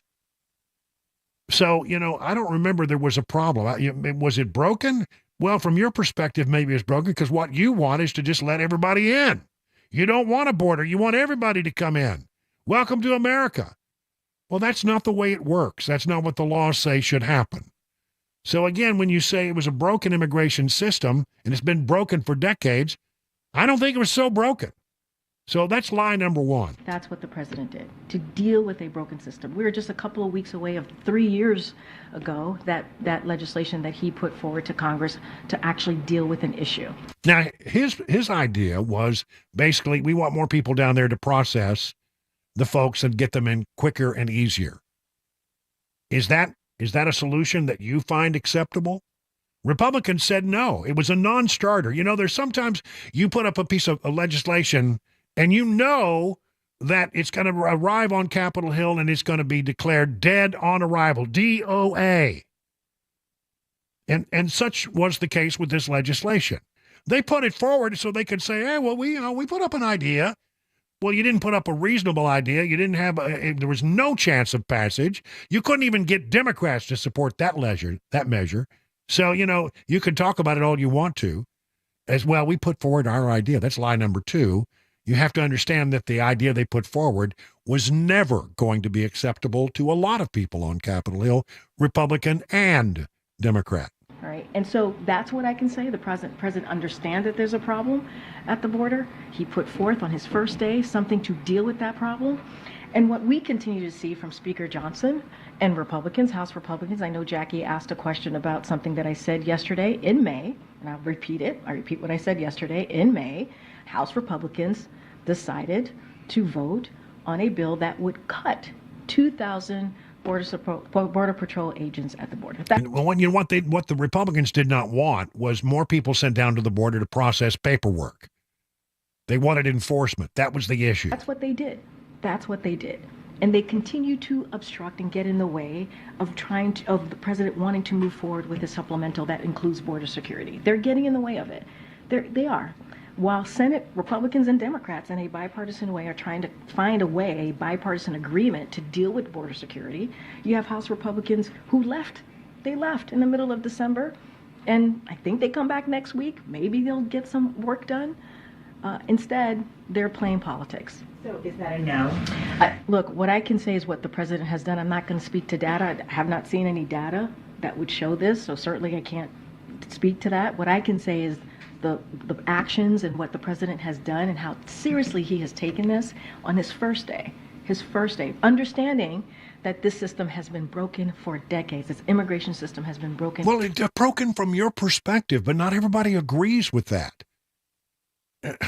Again, maddening, this woman just using her podium to promulgate lies and misconceptions and misdirection. And you know, sometimes she says things and then she comes back the next day and, you know, when we're asked about it later, she denies that she said anything at all like that. So here is an example of that where someone asked her about it. I think it was Jackie Heinrich from Fox News, asking her about something she said back in September. She denied that she said it, but we have the Wayback Machine, which clearly shows that's exactly what she said. A couple weeks ago, you had said what we're seeing at the border isn't unusual, but in the month of December, there were more than 302,000 migrant encounters, the highest total for a single month ever recorded. So does the administration concede that what we're seeing now is unusual? What I said was, to be exact, is that what we're seeing at the U.S. is ebbs and flows in how many migrants arrive at the border. It's something that happens every year. It ebbs and flows. Okay, that was her answer. Let's go back to the Wayback Machine. Let's go back in time. I remember it as if it were almost yesterday. And what we're seeing here at the border, the migration flow, increased migration flow, certainly it ebbs and flows. And we're at a time of the year where we're seeing more at the border. And it's not unusual. This is an immigration system that has been broken for decades. There she said it. It's not unusual. It's not unusual. We should play Tom Jones. Okay. So, you know, again, she needs to remember that there's the Wayback Machine. She claims she didn't say it, but then clearly she did. Mayorkas. Finally, I will say some other news organizations are beginning to look at the situation on the border, looking at the polls, and they're coming to the understanding that it is chaos. Even CBS News and their anchors are now starting to ask tough questions of Alejandro Mayorkas. Here we go. You're talking to senators in the White House about a bill on that side of the chamber. The House has already passed something. So what I'm really asking you here is, would you change the law? Do you support changes to the law to reduce the flow? And I'll give you specifics that Republicans want on the table. They want the standard for allowing a person to come across the border in between ports of entry, illegally is the word for it, and wait here. They want that standard to be higher. Right now, it's just credible fear. They want it to be more likely than not you'd be allowed to stay. I think you know the reality is most people who cross the border and claim asylum, the vast majority do not actually receive asylum. And then they're just here. So will you change the standard at the border as a matter of law? Now, that's a great question. He laid out all of the facts on it, and here is mealy mouth Mayorkas. There are bipartisan negotiations ongoing now. Republican and Democratic senators are at the table to discuss how the broken immigration system should be fixed. I am privileged to be a part of those discussions and provide technical and operational advice to those senators who are focused on solutions. This is all about solutions, not making the problem worse by taking away the funding that our public servants rely on to do their work in the service of the American public. He did not, in case you missed it, did not answer the question. This is what they do. They misdirect. They filibuster. They say things that are simply not true. They'll deny things that they said in the past, even though it's pretty easy to find out exactly what they said. It's maddening. Now, these negotiations are going on. We talked yesterday to Congressman John Green. He says Mayorkas is going to be impeached. It looks like they're going to bring up the articles of impeachment in the next few days. He looks like he has the votes to bring it forward, and he's going to be impeached. Now, what happens after that, who knows? But Mayorkas is a bad actor. I tell you who should be impeached over what's happening at the border. It's Joseph R. Biden Jr. It's Robinette. I was trying to think of what's his middle name. Robinette. Joseph Robinette Biden Jr. should be impeached over this. To me, it's a high crime and misdemeanor when you don't enforce the border laws that are clearly on the books. You cannot, and this is what this administration does time and time again on issues. It just decides it's going to do what it wants to do regardless of the law, and they're going to do it as long as they can get away with it until finally either a court or Congress gets its back up and stops them from doing it. He's the president. He's supposed to uphold the law. He took an oath of office to faithfully execute the laws of this country. And by the way, that whole against enemies, foreign and domestic, what about all the people who are coming across the border right now that we don't know anything about? We were talking with Matt Murphy earlier about the two-tiered charging system that they have, the coyotes, the cartels. It's one price, which is lower if you want to just go across the river and meet up with the Border Patrol and get your paperwork and move on. It's much more if you want to get across the border and not come in contact with the Border Patrol. Well, what are those people, what are they hiding? What are they trying to keep away from law enforcement? Who are they? Why are they hiding from law enforcement? Why are they running? Why are they trying to dodge the Border Patrol? If they have nothing to hide, then they would just want to wade across the river and get their piece of paper. Well, there's a lot of people that are coming out. Those are people who are not looking out for the best interests of this country. They are criminals. They may well be terrorists for all we know. We don't know who they are, some of them, because we have these gotaways, about 2 million of them. We don't know who they are. We don't know where they are. We don't know what they're up to. So, that's not protecting the United States from threats, foreign and domestic. Okay, I'm sorry. That's the oath you took. Is that not? I think to me it just adds up. That is to me a high crime to not faithfully execute the laws of this country. And by the way, what is a high crime and misdemeanor? The true fact of it is it's whatever the House of Representatives decides that it is.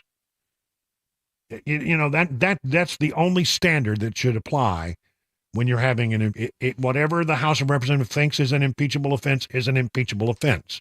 That's the way it works. You don't take all of the niceties of the law and apply it to this decision. It simply is reasonable people looking at what's going on and making a decision and taking a vote. And if they decide that it's a high crime, it's a high crime. Now, whether or not that conviction holds up in the Senate is another matter. But what is an impeachable offense? Anything that the House of Representatives decides that it is. Greg Abbott has rebuked the Biden administration for pushing a false narrative about the border.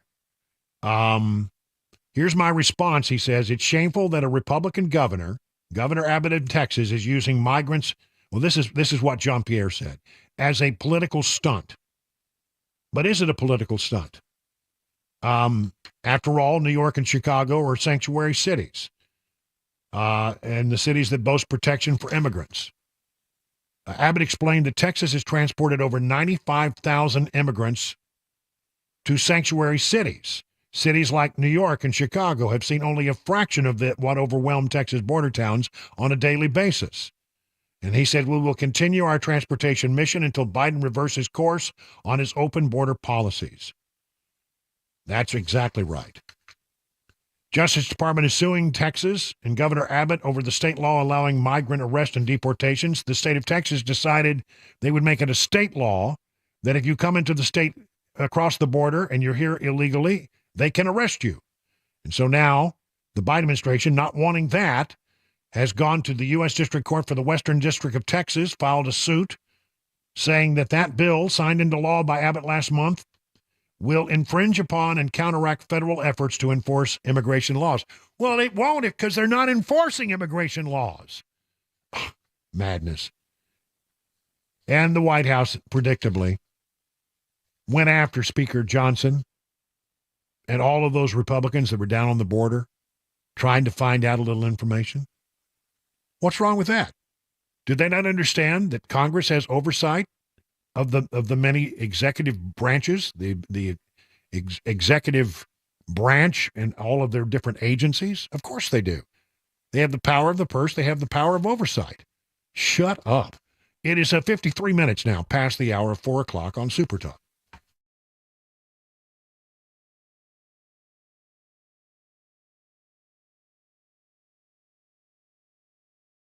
Gold has been used as money for millennia. So let's talk about gold. It's a tried and true store of value consistent across generations. Some have observed that generational wealth has three components: land, art, and precious metals. Land, I can't afford land right now. Have you looked at the interest rates? Art, I don't know anything about art, but I mean, I'm telling you, gold, silver, platinum, precious metals, you can hold it. You can touch it. You can feel it. You can own it. So why not look at that as a way to sort of pad your portfolio in certain ways as a protection against inflation, which is currently decreasing the value of your money.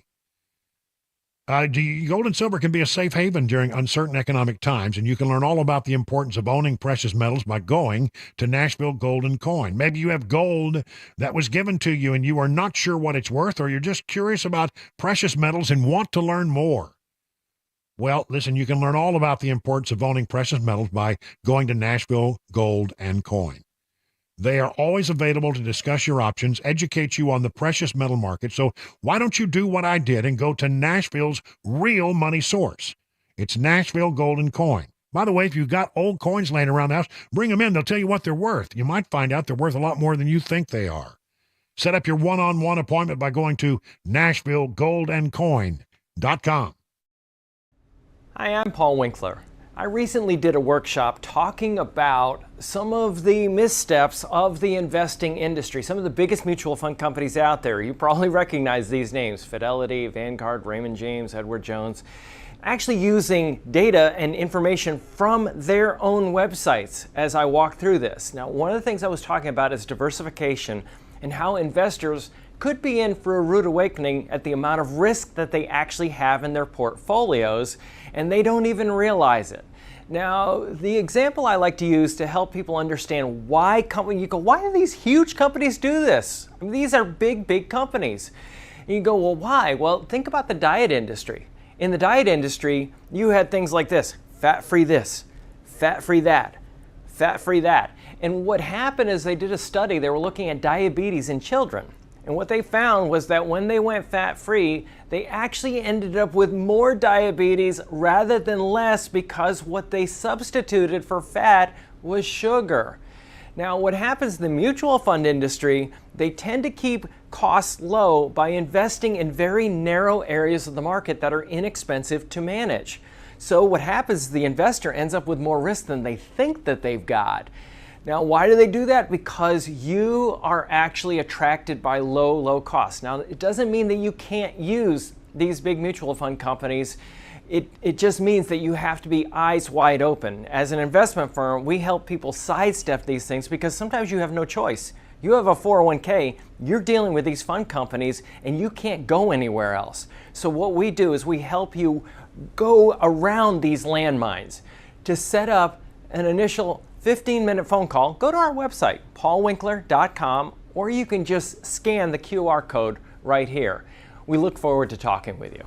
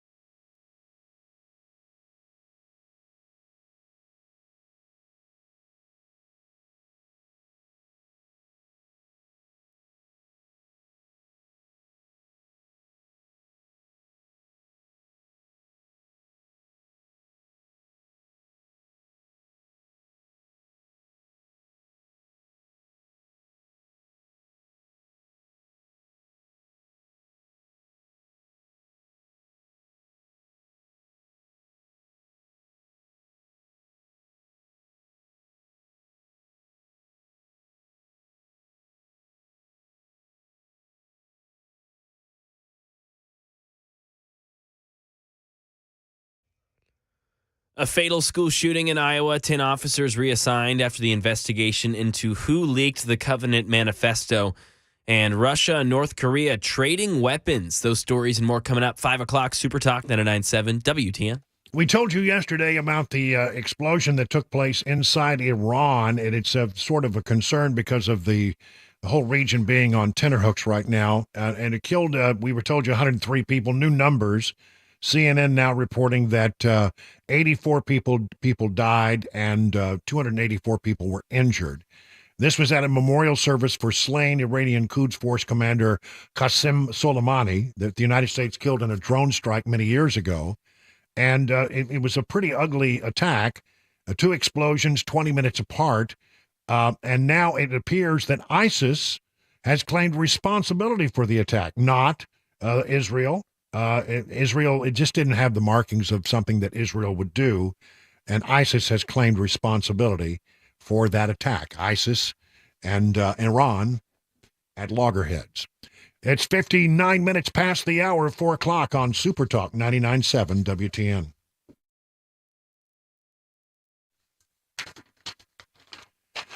King & Associates Insurance in Brentwood have been around for over 25 years in Brentwood, a great company, an independent agency, and that's a good thing. Number one, you're going to get great customer service. For example, if you call this number, 615-329-8121, you don't get a call center. You don't get a recording saying, your call is important to us, please stand by. You don't hold and hold and hold and hold. You just get somebody on the phone who answers the phone and says, how can I help you? How refreshing is that? So that's one of the reasons why you want to do business with an agency that cares about you as an individual. And because they're an independent agency, they don't have to take whatever product they have and try to shove it down your throat. They're not trying to put a square peg in a round hole. What they can do is they can shop around. They have many, many different places they can go to look for a policy that actually, surprise, surprise, meets your individual need. What more could you ask for? They are the kings at King & Associate of multi-policy discounting. 20, 25, 30, 35% savings are possible. So why don't you get your royal review with King & Associates Insurance? Just log on to tkinginsurance.com. Again, that's tkinginsurance.com. King Insurance & Associates, you'll get royal treatment and great rates.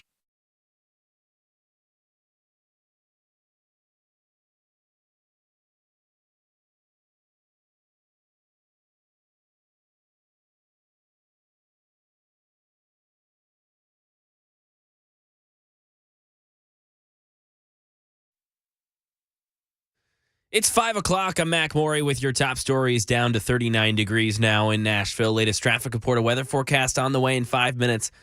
A school shooting update in Iowa. Perry High School had an active shooter there this morning. Local law enforcement there spoke to the media this afternoon. They identified the shooter as 17-year-old Dylan Butler, a student at the school. He was armed with a pump-action shotgun and a small-caliber handgun.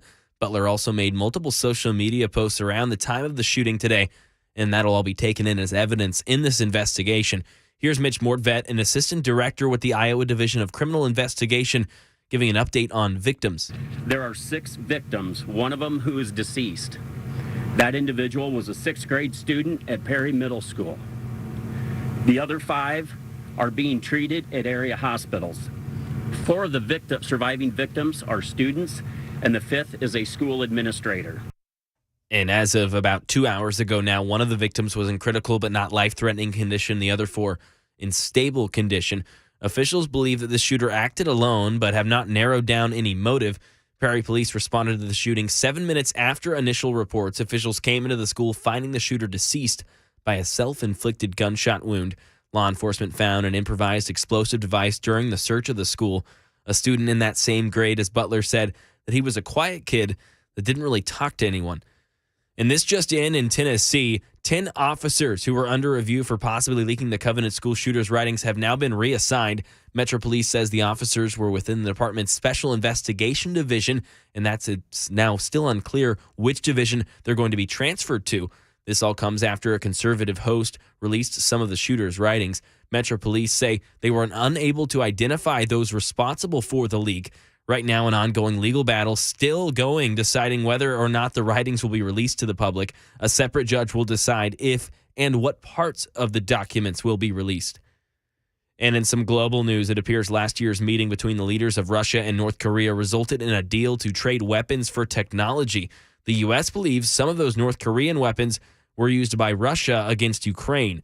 Andy Field with the latest. The White House reporting it knows Russia has now used at least one North Korean-supplied missile launcher or missile against Ukraine. In return for its support, we assess that Pyongyang is seeking military assistance from Russia, including fighter aircraft, surface-to-air missiles, armored vehicles. White House National Security spokesman John Kirby saying the U.S. has warned North Korea of tougher sanctions if it provided weapons for Russia's war.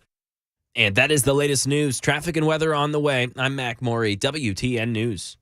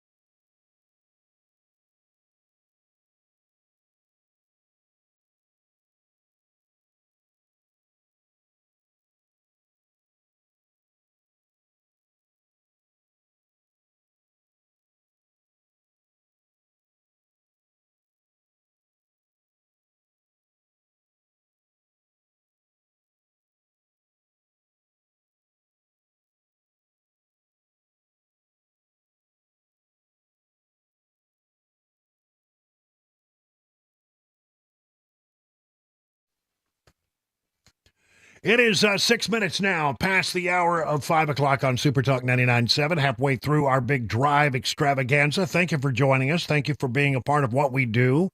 We welcome you back if you've been on vacation and you're just sort of now plugging back into the world around you. Well, we're happy to do that for you, to be the people who provide you news and information you can use. There are many ways that you can listen to this broadcast. You can listen to it here on terrestrial radio, which I think is the best. It's the premier. It's the premier experience. You know, you get it in full stereo. Don't do that. You hate it when I do that. I know. I mean, you know, seriously, it's I can do it too, though. I Can you? Well, I could do it. I can't.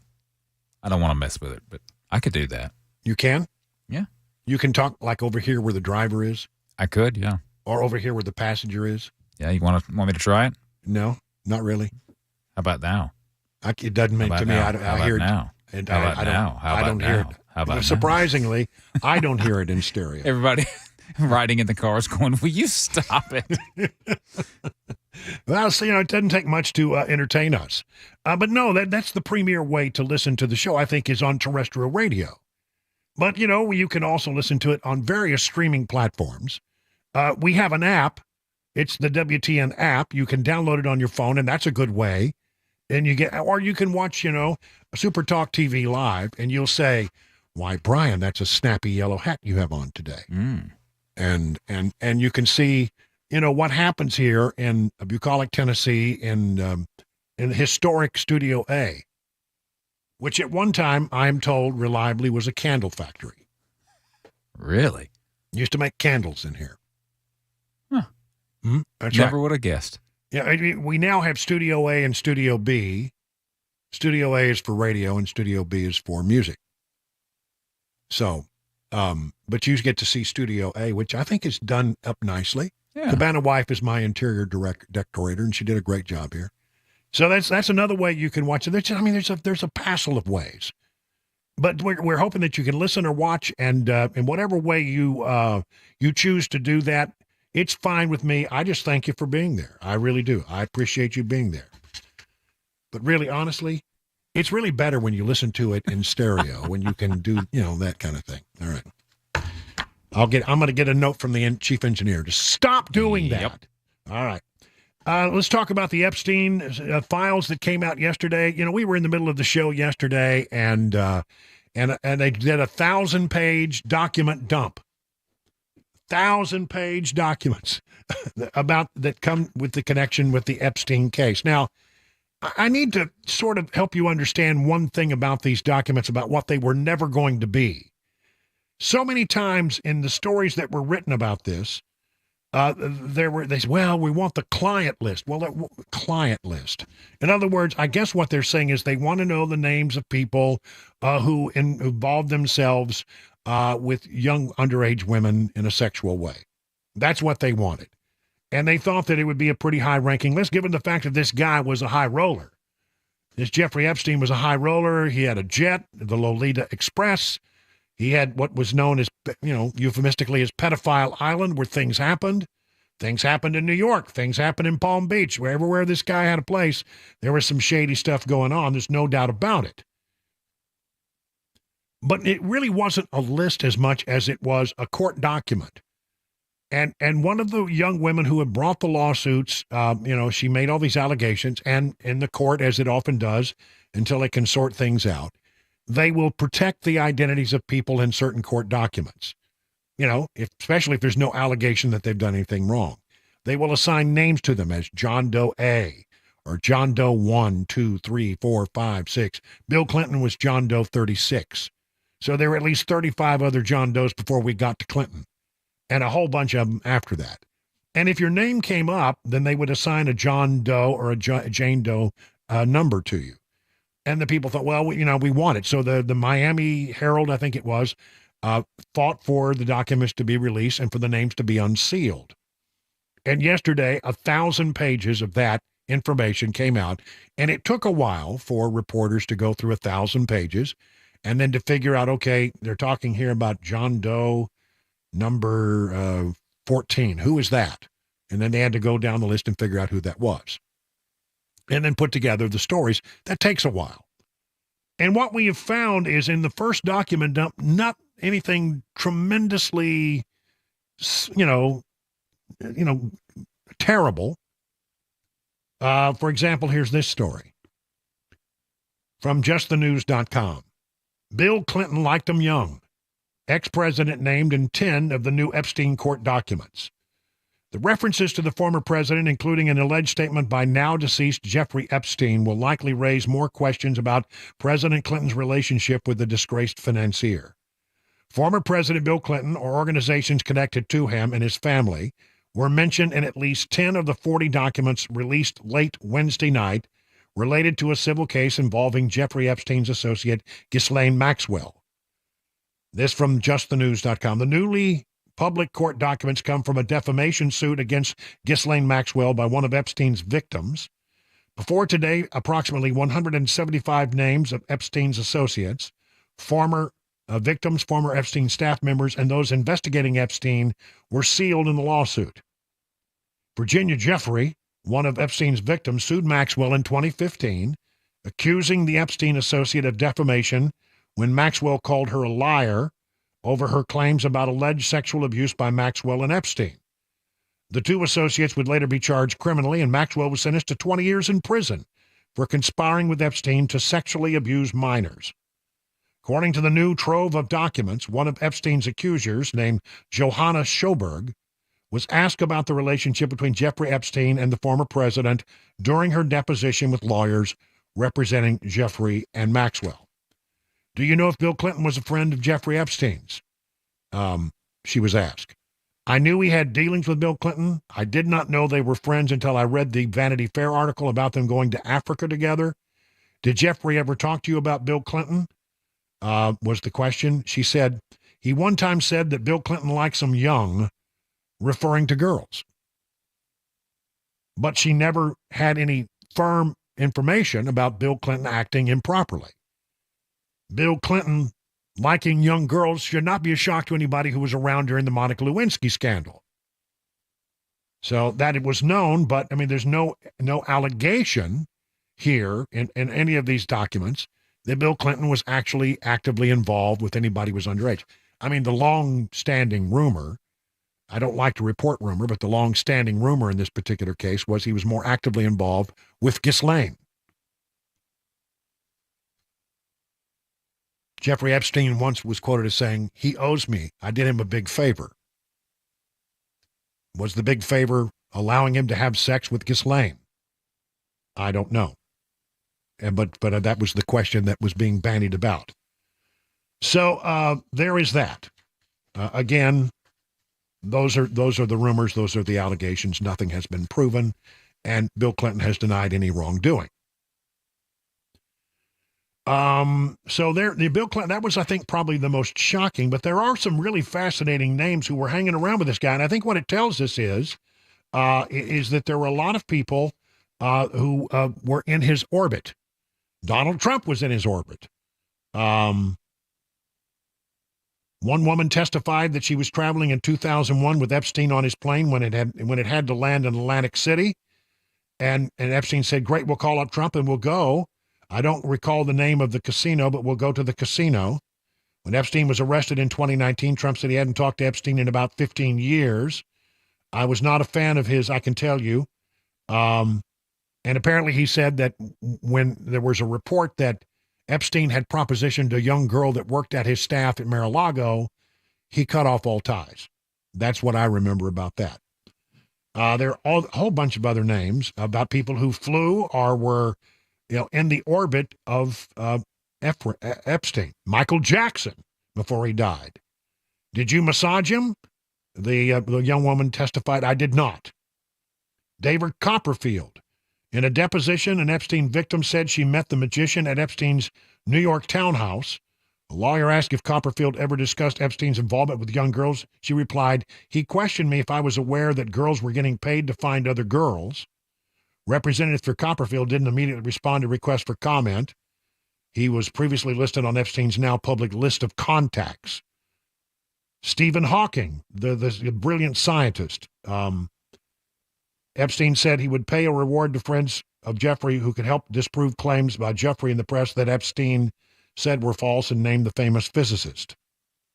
A new version of the Virgin Islands, that Stephen Hawking practiced in an underage orgy. I don't know how that would happen, but okay.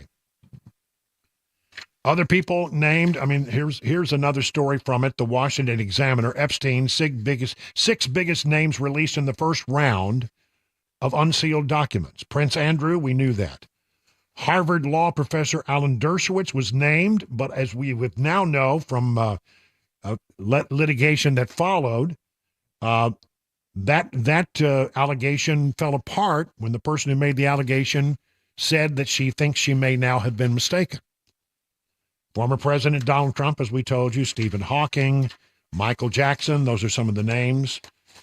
Here's another article on it, New York Post. All the A-listers named in the newly unsealed Jeffrey Epstein documents.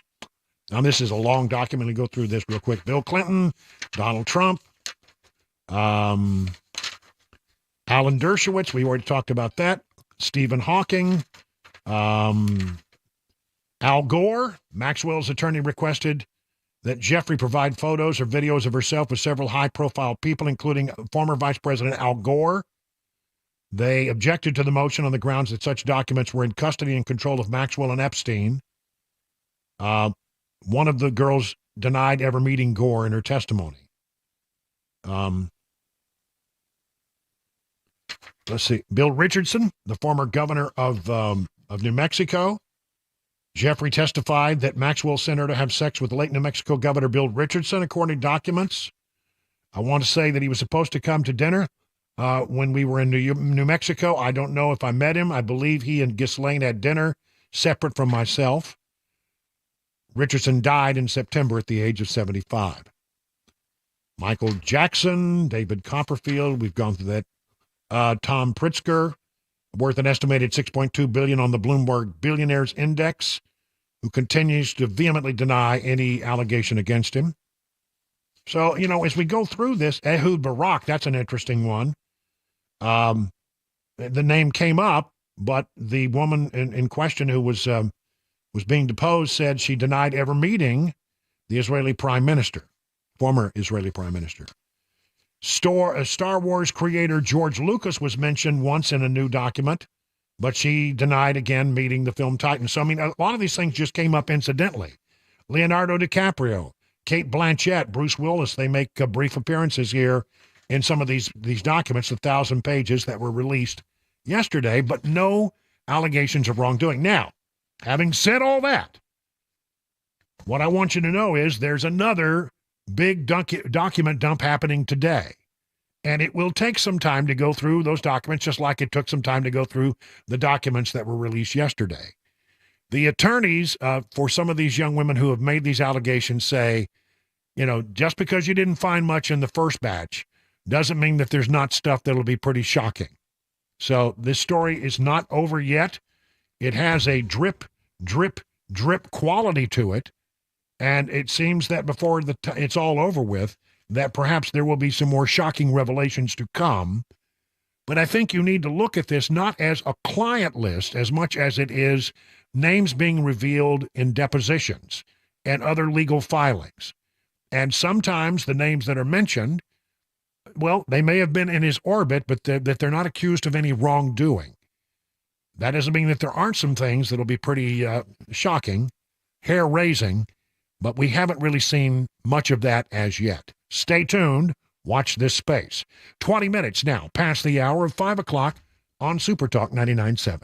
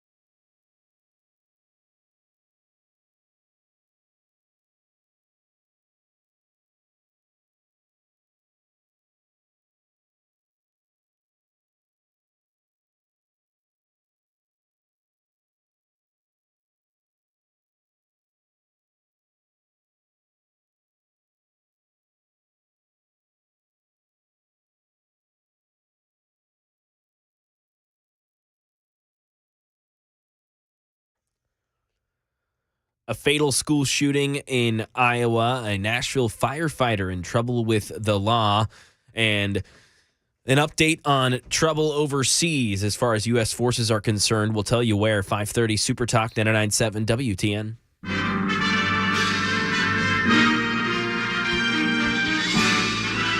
Spanning the globe to bring you the constant variety of sport, the thrill of victory, and the agony of defeat. It's time once again it's a fan favorite, Mac Morey's Wild World of Sports. Now here's the host of your program. You know him, you love him, you can't live without him. The one, the only, Mac Morey, ladies and gentlemen. Woo! Woo! And the crowd goes wild. Hello, hello. Oh, I wondered if you were going to be there. Oh, I'm here, and the crowd goes wild. Where's our host? I'm ready. Yeah, well, you wait for the crowd to reach the exactly, peak of its applause. Exactly. That's right. You got to learn how to milk that applause. Oh, yeah. Okay, so today, usually we do Titans stuff Mondays and Fridays or whatever our first day of the week is, whatever our last day of the week is before the Titans play that weekend.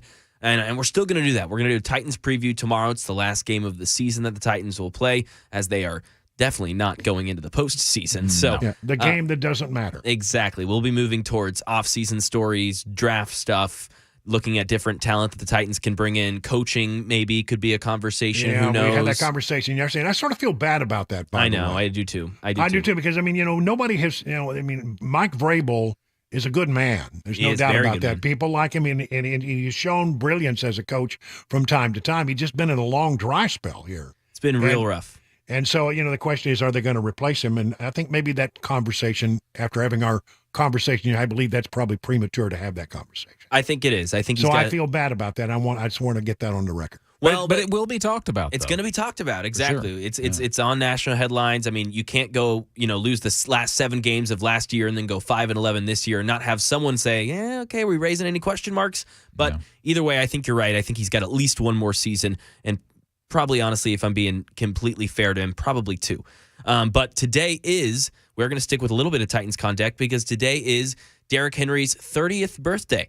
And so we are going to wish the living legend a happy birthday because we love Derrick Henry, obviously. We do. Everybody loves Derrick Henry. Yeah, he's the king, and he's been fantastic for this franchise. And what could happen this Sunday could be a very bittersweet moment for a lot of NFL fans and especially Titans fans, as it could be his last game in a Tennessee Titans jersey. So I thought we'd be remiss if we didn't at least wish him a happy birthday and look at some of his, amazing feats as a Tennessee Titans player. Over 9,000, over 9,300 rushing yards as a Tennessee Titan in his NFL career. That's second among Titans, obviously right behind the fantastic legend and Hall of Famer Eddie George. But he's only, 700, 800 yards away from surpassing Eddie George's 10,009-yard mark. So another season with the Titans, he could possibly surpass that and become the new franchise leading rusher. If you look at the all-time leading rushers list, I mean, he's one of the few guys in the top 40 that when you look at when they played, there's a 2,000 next to it. Most of these guys are 60s, 70s, 80s, 90s, because that's when you ran the ball. Derrick Henry's one of those few guys who transcended any sort of, formatics or style of play. You had to give him the ball. You had to give him the ball because he's so dramatically effective. He's amazing. He's bigger. He's faster. He's just so, and he's so smart with the football as well. We don't give him enough credit for his vision. But obviously, we bring up the fact that this could be his last game as the Titan, and he's been asked questions of that, obviously, this week. And over at our sister station, someone asked him, how do you feel? How are you treating this game? And he answered, well, we're going to treat it just as any other game. I'm trying not to get too caught up or too overwhelmed. Just enjoy the moment. Focus on finishing the season strong, going out there, playing a good game overall as a team, and hopefully getting the win. It's a classic 10 out of 10 response. Answer. Yeah. And so is the thought that he would retire, or is the thought that he might go somewhere else?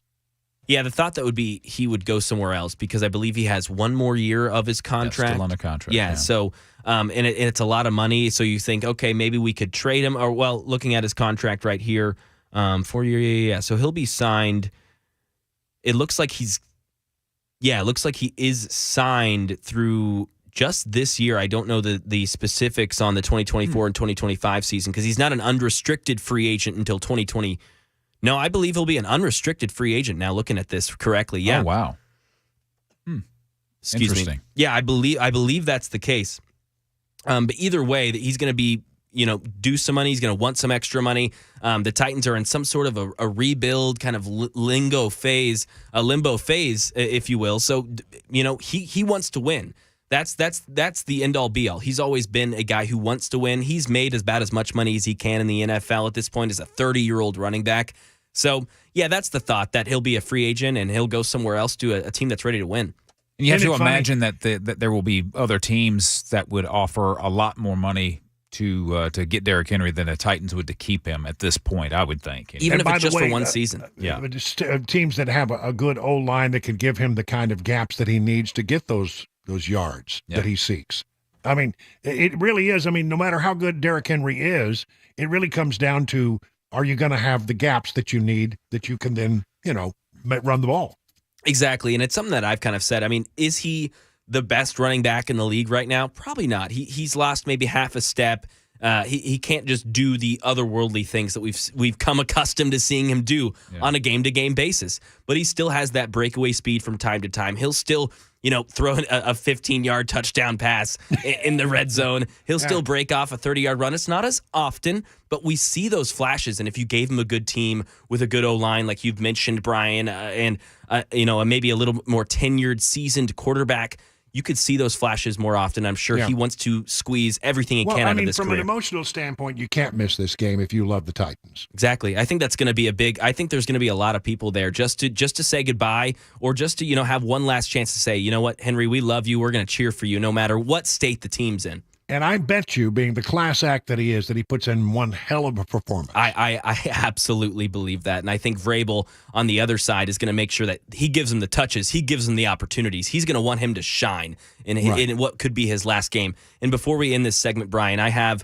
the Titans radio call on what may be one of his best career run of all time. This is a 99-yard run to the end zone against the Jacksonville Jaguars. I thought we would give this a listen. Gives it to Henry.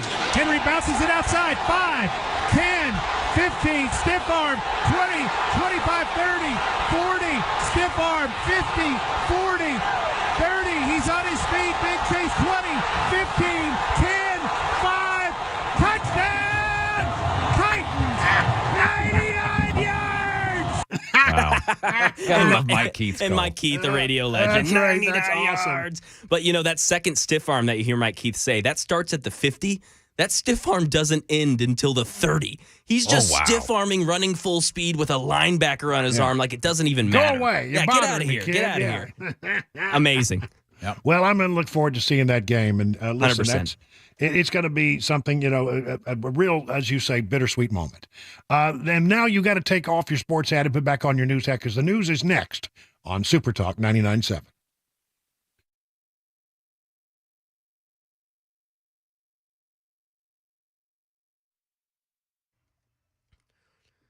.531, I'm Mac Maury with your top stories. Right now, 39 degrees. A full weather forecast, latest traffic report on the way in 5 minutes. A fatal school shooting has a community grieving in Iowa. Police in the town of Perry say one student was killed, 5 others injured by a classmate armed with a pump-action shotgun. A school administrator also was wounded. Authorities say responding officers also found an improvised explosive device in the school, which was rendered safe. Alex Pratia is there with more. They say that when they entered the school, that suspected gunman, 17-year-old Dylan Butler, had taken his own life. They also were able to locate a number of victims, 6 in total. That one 6th grader who was killed, 4 other students that were shot, and then also that one school administrator that we know is the principal. One of those victims in critical but not life-threatening condition. The other 4 in stable condition. Right now in Tennessee, News 2 reports that a Nashville firefighter was charged with reckless endangerment after allegedly trying to fight a fire at a home in Rutherford County. The Rutherford County Fire Department was working on a house fire when Nashville Fire Department employee Jacob Wellbaum unlawfully took protective gear and breathing equipment from a Rutherford County fire engine. Wellbaum is still an active member of the team. He's not working with the public or making any emergency responses currently. His bond set at $10,500. And U.S. forces have attacked and killed an Iranian-backed militia group leader in Iraq. There are other worries for Americans still in that country. Andy Field. 4 years ago, President Trump claimed, "We knocked out the 100% of the ISIS caliphate." That appears not to have been the case, as the U.S. says the terror group hasn't vanished, which is why, in part, U.S. forces are still there. We are in advise and assist capacity only to help Iraqi security forces continue to go after a still viable ISIS threat. Spokesman John Kirby saying the U.S. also attacking Iranian-backed militia groups there. And that is the latest news. Traffic, weather next. I'm Mac Maury, WTN News.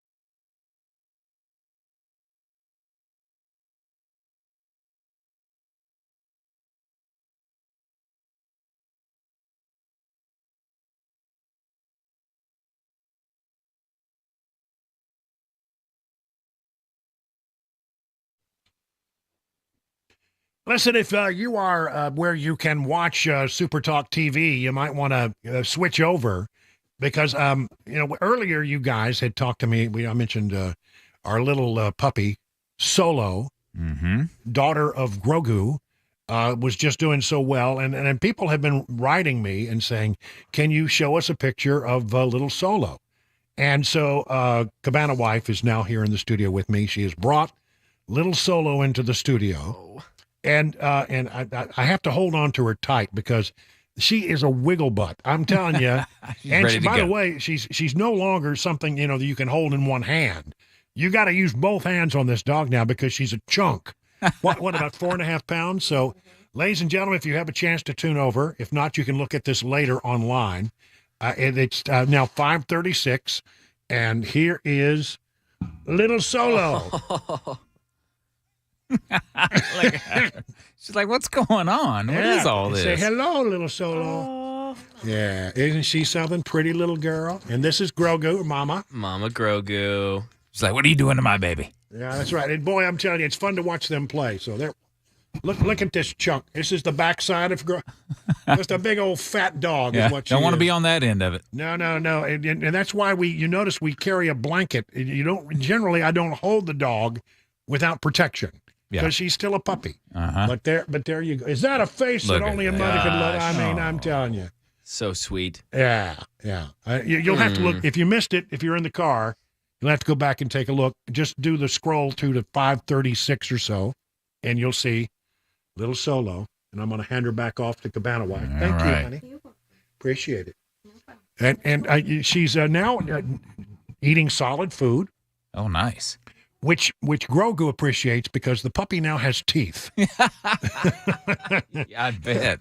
And so, what's funny is that you like put them down on the floor together to sort of run, play, and of course the baby wants to feed in the old-fashioned way every chance that she gets the opportunity. Grogu's not having any of that. So, but then it turns into sort of like a game of chase, Oh, yeah. And the two puppies are playing. It's great fun to watch. To get their exercise in. Yeah, and people have asked me time and time again, are you going to keep her? And my heart says yes. I bet it. But my brain is going, I don't know, 2 dogs, that's a lot of work and all that. And somebody else could have a lovely puppy as well. But I don't know. I'd probably say it's like 70-30 yes. That you'll keep. That we'll keep. Got it. But I haven't made that final decision yet. I mean, it's going to be hard because she's just an adorable dog. But I can already see I have forgotten what French Bulldog puppies are like. You're quickly remembering, aren't you? I'm quickly being reminded that they get into everything, and they love to tear stuff up. They love to chew on stuff, and they are they're really, honestly, I swear, and you can't get mad at them because when they do it, they're so dang cute. They're very mischievous animals, these French Bulldogs. Oh, yeah. And so, I don't know. Stay tuned. I'll let you know one way or the other. But I hope that you enjoyed that brief respite from the news of the day.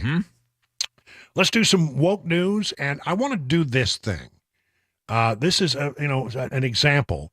First of all, the Biden administration keeps saying things that simply are not true.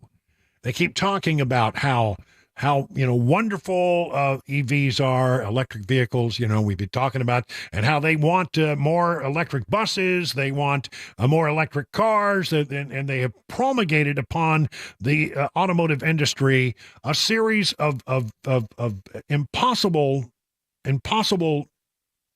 signposts that have to be met with regard to emissions. And the only way that the major automakers can meet those emission standards that have been put in place by the EPA at the behest of the greenies over at the Biden administration is to sell a lot of electric vehicles, which of course have no carbon footprint. Well, not one that you see coming out of the tailpipe, at least. There's a carbon footprint with them, but it's not one that you see, at least initially. So, the question is, how's that working? Well, as it turns out, the major automakers are selling a lot of cars right now. Chevrolet, GM, I guess, really, and Ford have both come out this week and said that they've sold more cars than the last time they sold more cars was 2019. So they are selling vehicles. There is a demand for cars, and cars are selling. The problem is they're not electric cars. By and large, the Americans are telling, the major car companies and the Biden administration, we don't really want electric vehicles. And we've been reporting time after time after time the problems, and much of the problem has that they don't do what they're supposed to do. They don't go as far as they're supposed to go. They don't perform well under cold. They don't perform well under hot. You can't find charging stations. If you get a charging station, as likely as not, it's inactive or it's not working, not functioning. So, there are real problems. If you want to drive, from your garage to work and back to your garage, probably going to be okay. You recharge in your garage and you're fine. But if you want to take a trip on one of these things, it's an endeavor. Now, I get emails from people who have electric cars and they say, that worked out for me. But we've also heard some of these horrible stories about people who just get on the road. I mean, I love the story about the guy in Canada trying to drive into the United States. He is about 1,000-mile trip, and about halfway through, he just parked the car at a dealership and rented another car and drove the rest of the way in a gasoline car because he couldn't find the charging stations. He couldn't get the job done, and he couldn't make it. It became too burdensome a process. And so, I think that is the experience that a lot of people have heard about, and a lot of people don't want them, and they're not buying them. But the Biden administration, it's like they put their fingers in there and they go, la, la, la, la, la, la, la, la, la. They don't want to hear it, right? They don't want to hear this news. Listen to this exchange in the White House briefing room with Karine Jean-Pierre and somebody who has come loaded with information, loaded with a great question, and watch how she dodges the question. You ready? Mandates back and let the technology and market preference catch. Here we go. I'm asking about electric vehicles. So Ford today says that in 2023, last year, their EV sales accounted for 3.6% of their overall sales. GM says that it only sold half of what their target was for EV sales. Any consideration to moving some of those EV mandates back and let the technology and market preference catch up? Well, that's a great question. I mean, if Ford is only sold, of all their auto sales, if only 3.6% are electric vehicles, well, that means that, 96.4% of them were not electric vehicles.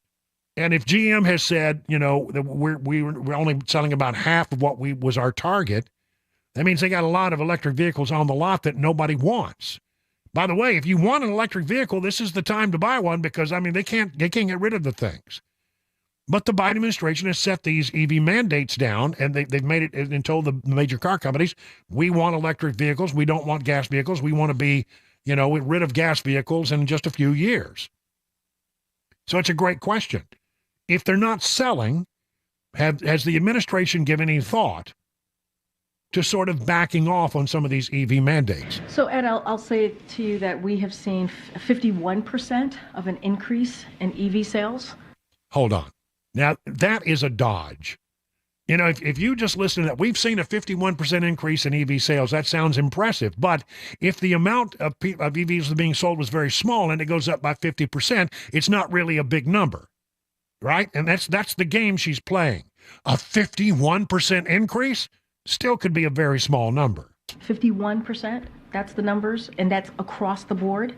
That's the data that we have seen. I'm sure you've seen that number as well. And so I think that's pretty important. As we talk about climate change, clean energy, that's important that we're seeing such a boost in electric vehicles. Are we really, though? Well, listen, I will say kudos to this reporter who came loaded with information to knock it back. There was a follow-up question, and he just destroys Karine Jean-Pierre. But when you look at the actual numbers, like GM sold 2.6 million cars and trucks in 2023. 76,000 of those were EVs. So, 2.6 million cars, but only 76,000. That's a drop in the bucket. That's a very small number compared to the total number of cars that they sold that were electric vehicles. Ford sold 2 million cars and trucks, 73,000 were EVs. So clearly about 96% of the consumer is saying that they don't want electric vehicles. So why not? We saw a 51% increase in electric vehicles.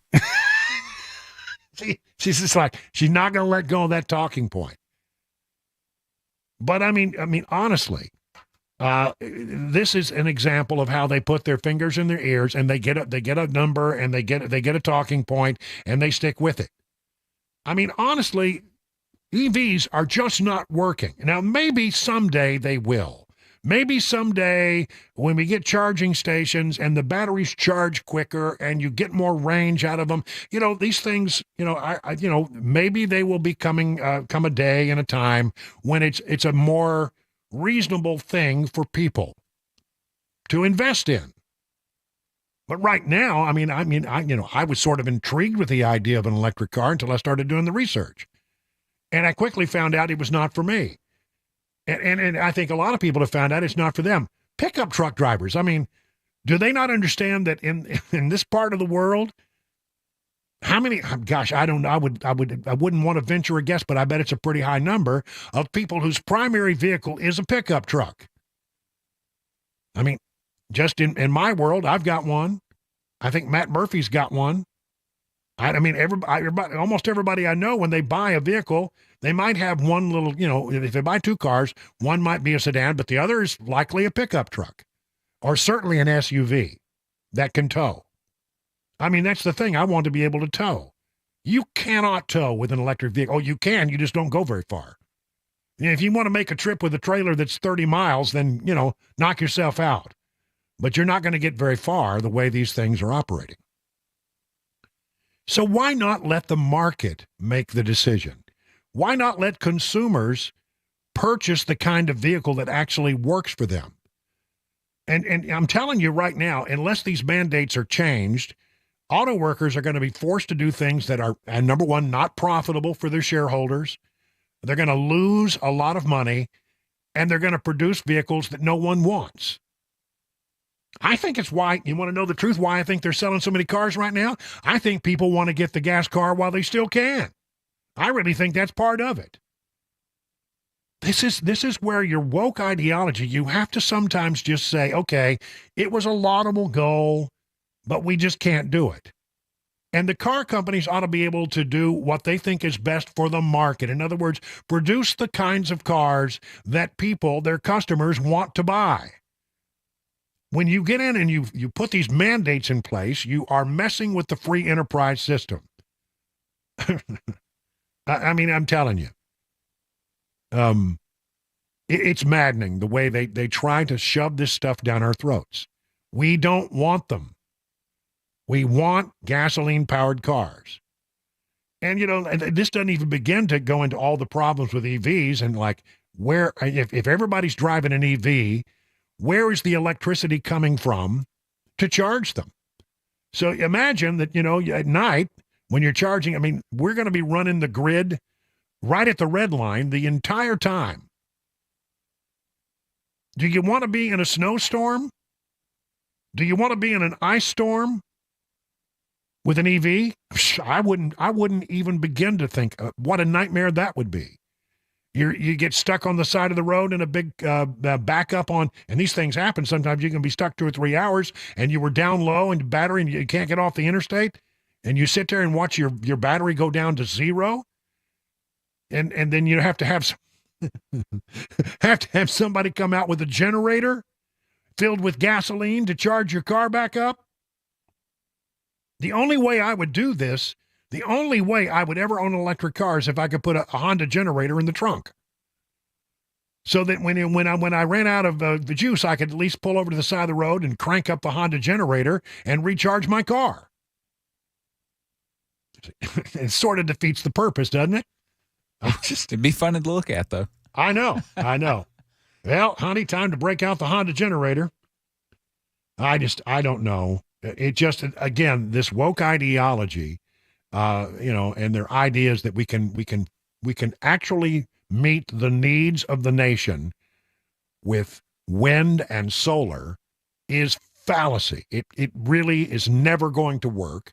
And we're turning off the coal-fired plants. The natural gas plants are going to be turned off every day because the EPA is cracking down on them. They don't want nuclear. They want wind and solar. And they think, well, we're going to have to take an entire state and turn it into a solar farm to make this work. And even then it won't work. I can promise you it won't work. What are we going to do if you run through a week of cloudy weather? Oh, my gosh. Well, I'm sorry. We'll all have to cut back on our electricity that warms in our houses or cools our houses in the summer because it's been cloudy.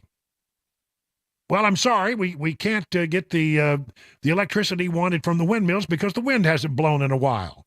An unusually spate of nice weather. It's insane. It's just nuts. One other little woke news item. You've heard that Harvard president Claudine Gay was forced to step down. She resigned, I guess, but she was forced to step down. This story I found in the Washington Examiner, Claudine Gay likely to retain her $900,000 Harvard salary amid this plagiarism scandal. She wasn't forced to step down. And all of this stuff that was going on when people were saying she should step down and they kept saying, no, she's not going to step down. She's not going to step down. You know what was going on? I mean, this is just my gut feeling, but I'm pretty sure I'm right. They were negotiating her departure. And her departure agreement is that she gets to keep nearly $1 million annually in salary. She's not going to miss a beat. Not going to lose a thing. No lesson learned. 53 minutes now past the hour of 5 o'clock on Super Talk 99.7.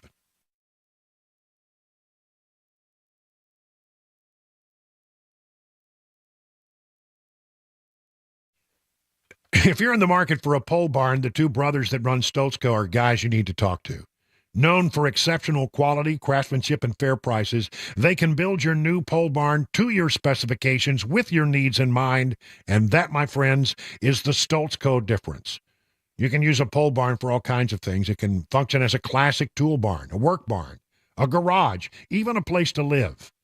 See, what they do is they combine the classic post-frame barn look with the reliability of modern materials and modern building techniques to give you a finished barn that will stand the test of time. They don't scrimp on quality. They do not cut corners. They believe their customers deserve only the best. So do me a favor. Just go to their website, stoltzco.com. Let me spell that for you, Stoltzco, stoltzco.com. Take a look at some of the things they've done for other people, and you're going to learn real quick, this isn't your grandpappy's pole barn. This is something new. This is something different. This is something new and improved and better. 615-622-5992. That's 615-622-5992. Stoltz Co., where quality workmanship and great customer service is affordable. Learn more at stoltzco.com. That's stoltzco.com. Hi, I'm Paul Winkler. I recently did a workshop talking about some of the missteps of the investing industry, some of the biggest mutual fund companies out there. You probably recognize these names: Fidelity, Vanguard, Raymond James, Edward Jones, actually using data and information from their own websites as I walk through this. Now, one of the things I was talking about is diversification and how investors could be in for a rude awakening at the amount of risk that they actually have in their portfolios, and they don't even realize it. Now, the example I like to use to help people understand why do these huge companies do this? I mean, these are big companies. And you go, well, why? Well, think about the diet industry. In the diet industry, you had things like this: fat-free this, fat-free that, fat-free that. And what happened is they did a study. They were looking at diabetes in children. And what they found was that when they went fat-free, they actually ended up with more diabetes rather than less, because what they substituted for fat was sugar. Now, what happens in the mutual fund industry, they tend to keep costs low by investing in very narrow areas of the market that are inexpensive to manage. So what happens is the investor ends up with more risk than they think that they've got. Now, why do they do that? Because you are actually attracted by low costs. Now, it doesn't mean that you can't use these big mutual fund companies. It just means that you have to be eyes wide open. As an investment firm, we help people sidestep these things because sometimes you have no choice. You have a 401k, you're dealing with these fund companies, and you can't go anywhere else. So what we do is we help you go around these landmines. To set up an initial 15-minute phone call, go to our website, paulwinkler.com, or you can just scan the QR code right here. We look forward to talking with you.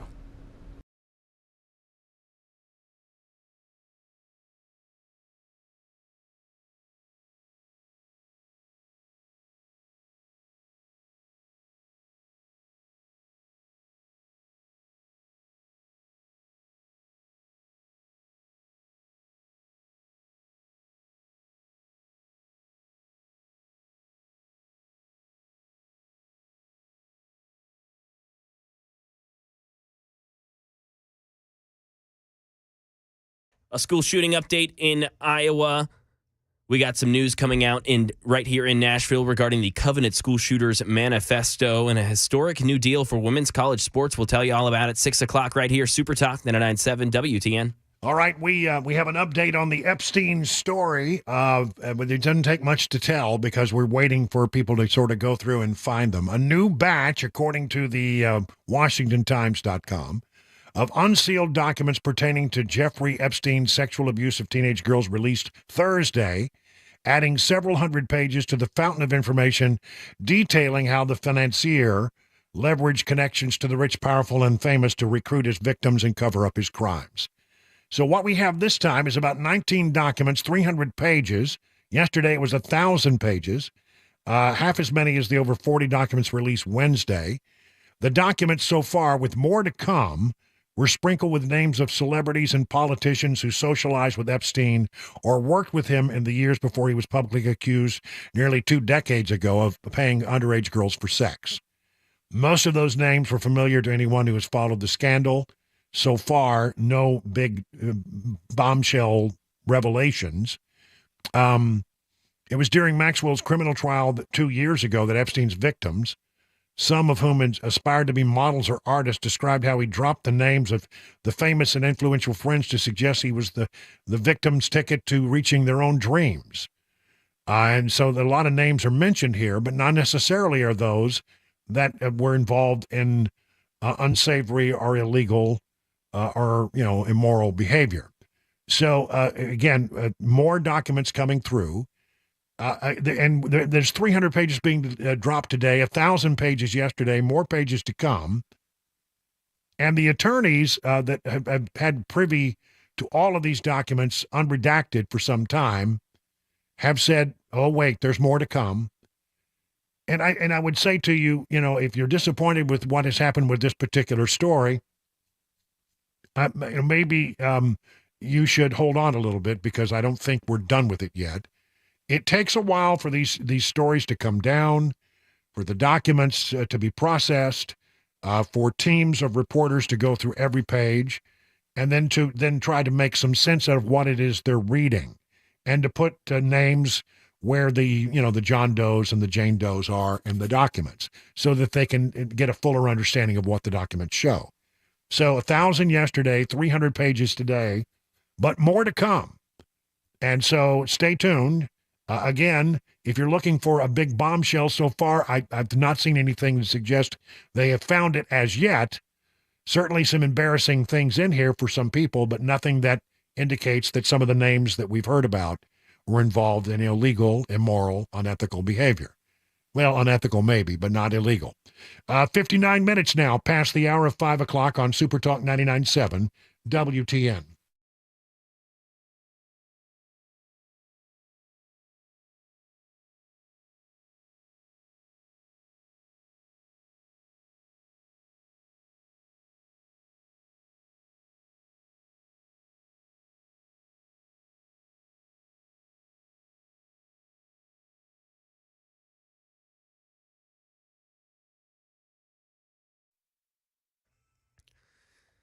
Six o'clock, I'm Mac Maury with your top stories. Currently 37 degrees in Nashville. Latest forecast and a traffic report on the way in 5 minutes.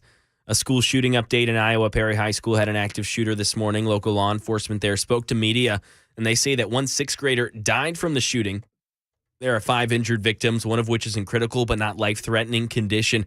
Here's Mitch Mortvedt, an assistant director with the Iowa Division of Criminal Investigation, with an update on who the shooter is. The shooter has been identified as 17-year-old Dylan Butler, a student at Perry High School. Butler was armed with a pump-action shotgun and a small caliber handgun. Butler also made a number of social media posts in and around the time of the shooting. Law enforcement is working to secure those pieces of evidence. All evidence thus far suggests that Butler acted alone. Officials have not narrowed down a motive. Perry police responded to the shooting 7 minutes after initial reports that came into the school. They found the shooter deceased by a self-inflicted gunshot wound. Law enforcement found an improvised explosive device during the search of the school. And this just in Tennessee, 10 officers who were under review for possibly leaking the Covenant school shooter's writings have been reassigned. Metro Police say the officers were with the department's Special Investigation Division. Right now, it's still unclear which division they're going to be transferred to. This all comes after a conservative radio host released some of the shooter's writings. Metro Police say they were unable to identify those responsible for the leak. Right now, an ongoing legal battle deciding whether or not the writings will be released to the public.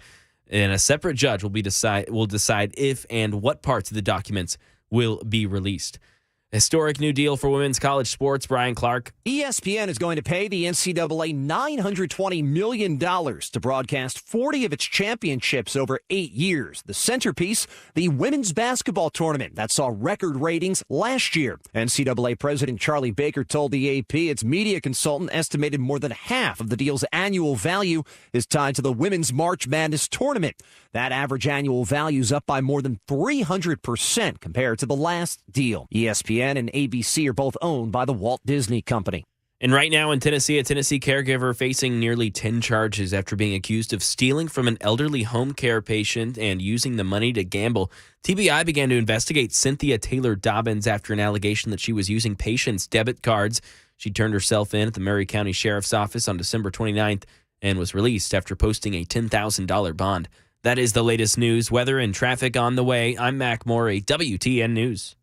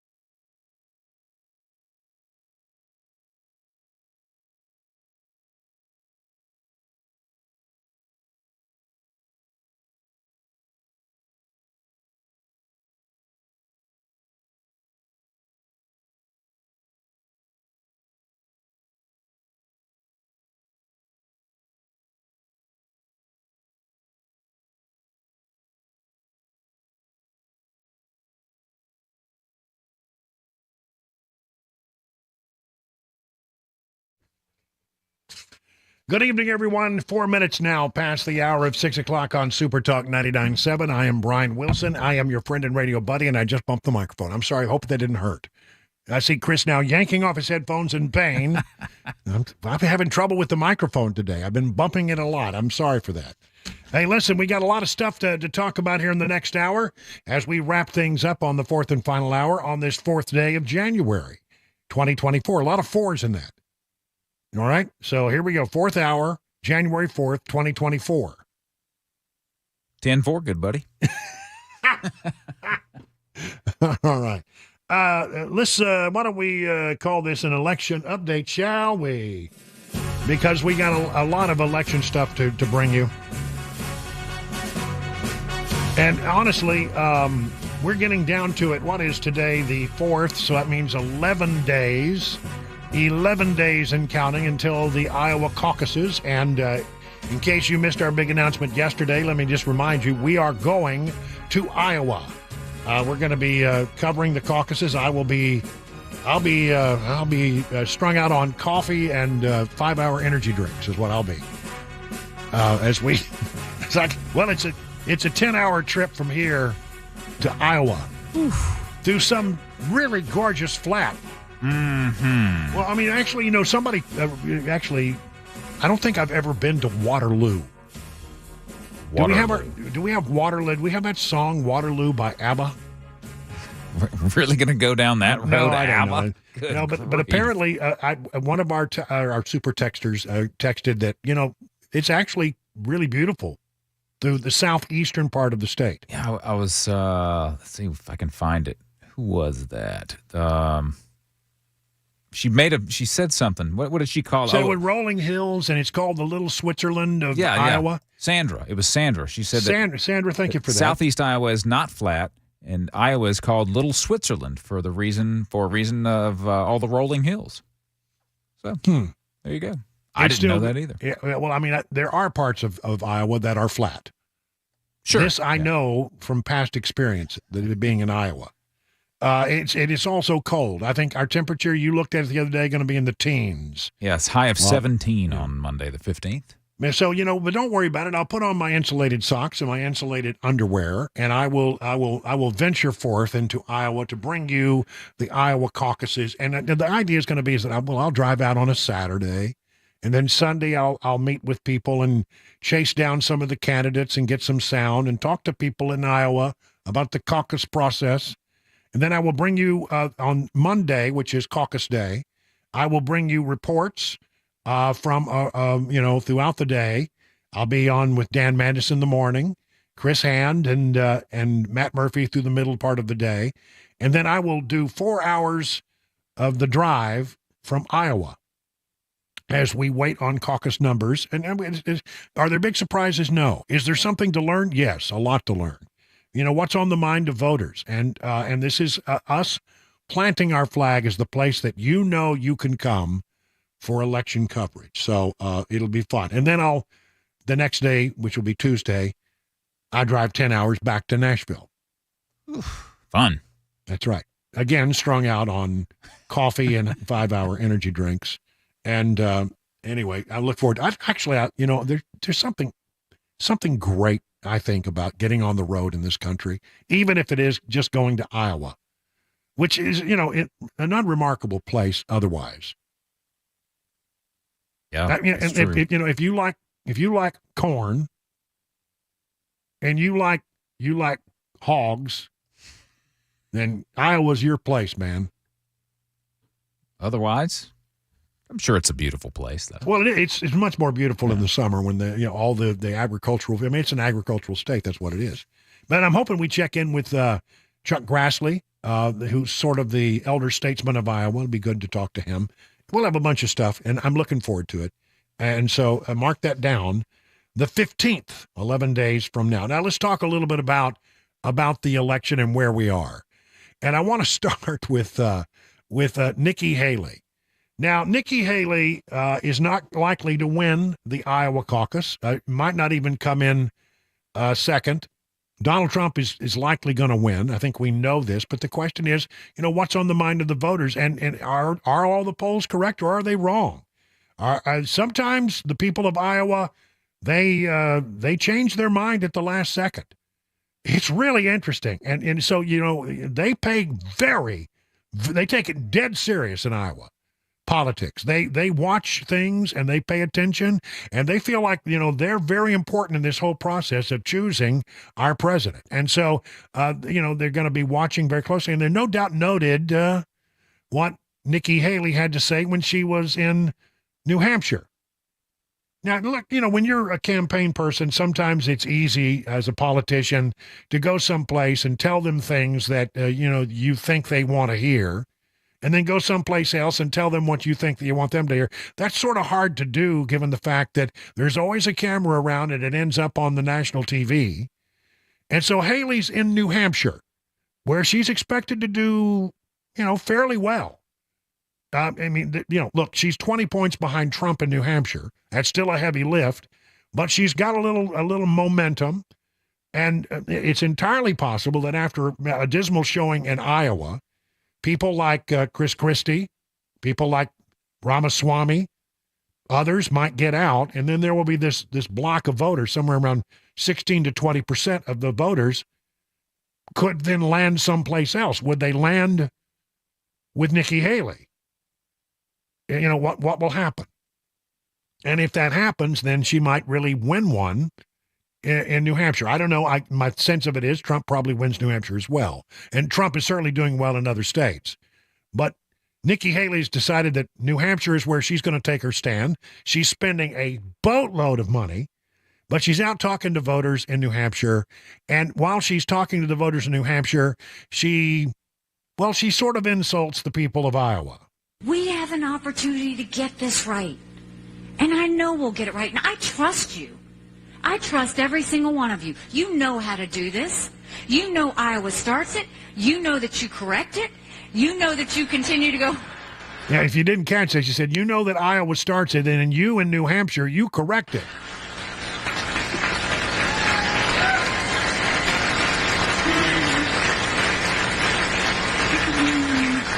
And then my sweet state of South Carolina brings it home. That's what we do. That's what we do. Well, I mean, she it went over great with that audience there in New Hampshire. Those New Hampshireans, they love it. Is that right? New Hampshire. Well, and when the people who live in the residents of New Hampshire loved it. The Iowans probably did not like it because basically what you're saying is, Iowa's going to get it wrong, but don't worry, New Hampshire will correct it. Well, you've just insulted every Republican voter in the state of Iowa. That does not bode well for your chances in Iowa. That doesn't help your case. So no doubt when she returns to the Hawkeye state, she'll be asked about that. And it'll be interesting to see what her answer happens to be. Not a particularly brilliant move on the part of a candidate. I mean, she was just playing to the crowd. She was riffing, and I get that. But I'm telling you, that's the danger of riffing. When you're riffing out here and you're just winging it. Sometimes you say things it's going to get a good response, then you realize, ooh, I didn't quite think that went all the way through.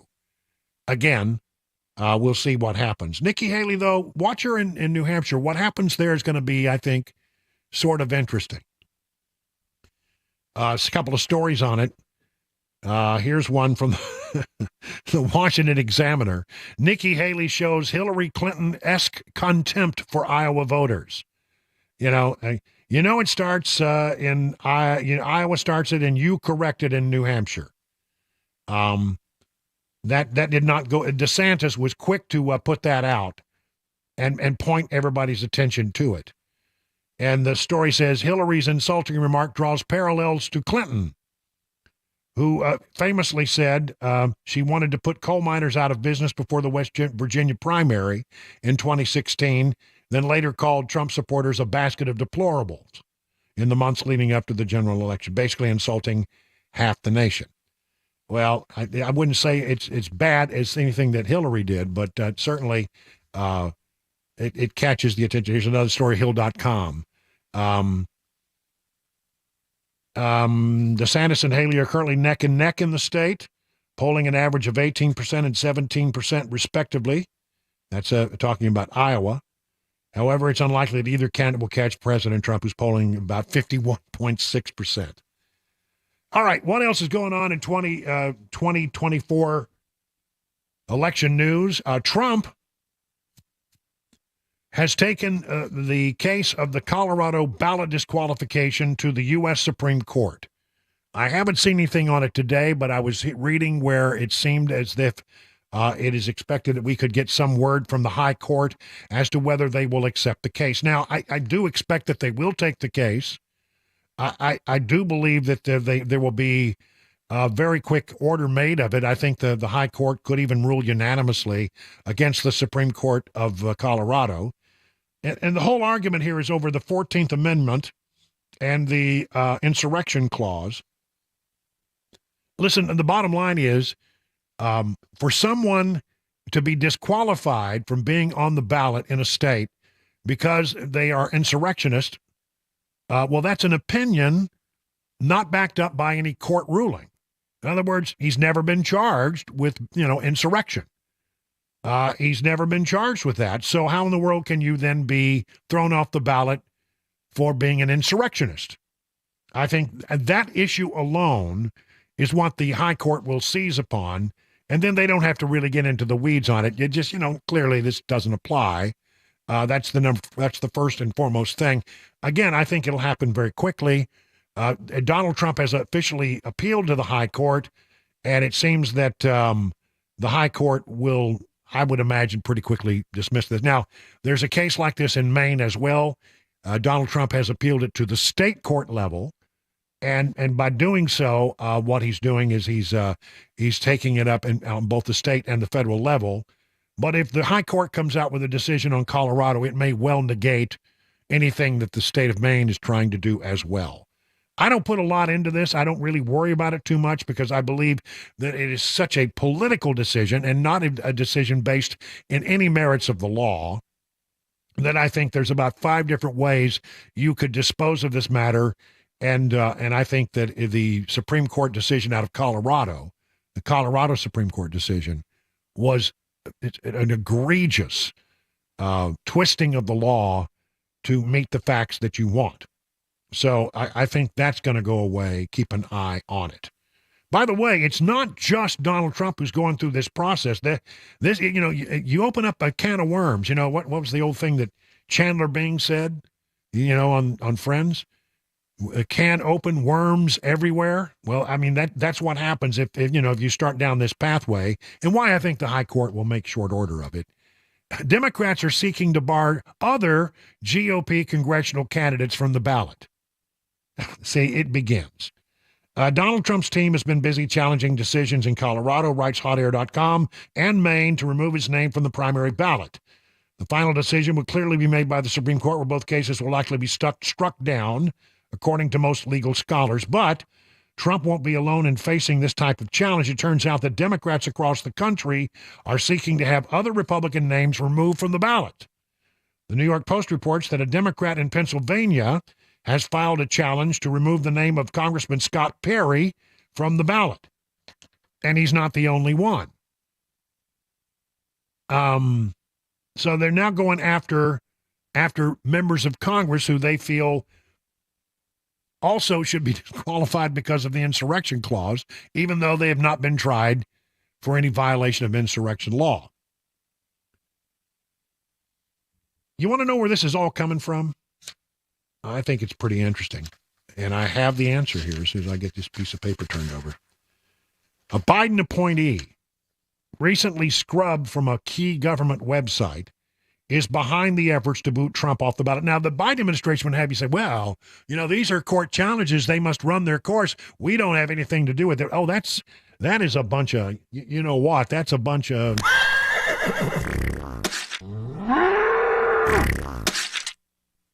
It's a two-button. It's both BS and HS. So a Biden government continues to deny its involvement in attempting to remove Donald Trump from the ballot in a number of U.S. states. With the leading proponent of the endeavor, a man by the name of Noah Bookbinder. Noah Bookbinder. I mean, I don't know what he looks like, but I have an image. With a name like Bookbinder, he's probably got big round horn-rimmed glasses. The tape around the nose part. Yeah, and maybe a pocket protector with all of his pens, and maybe a slide rule. Ooh, I don't know. Slide rule. Yeah. Where did slide rules go? Noah Bookbinder recently quietly removed from the Department of Homeland Security website. Yes, those nonpartisan folks over at the Department of Homeland Security. He was a very key advisor to Alejandro Mayorkas. Bookbinder is the president and CEO of the left-wing lawfare organization known as Citizens for Responsibility and Ethics in Washington, CREW.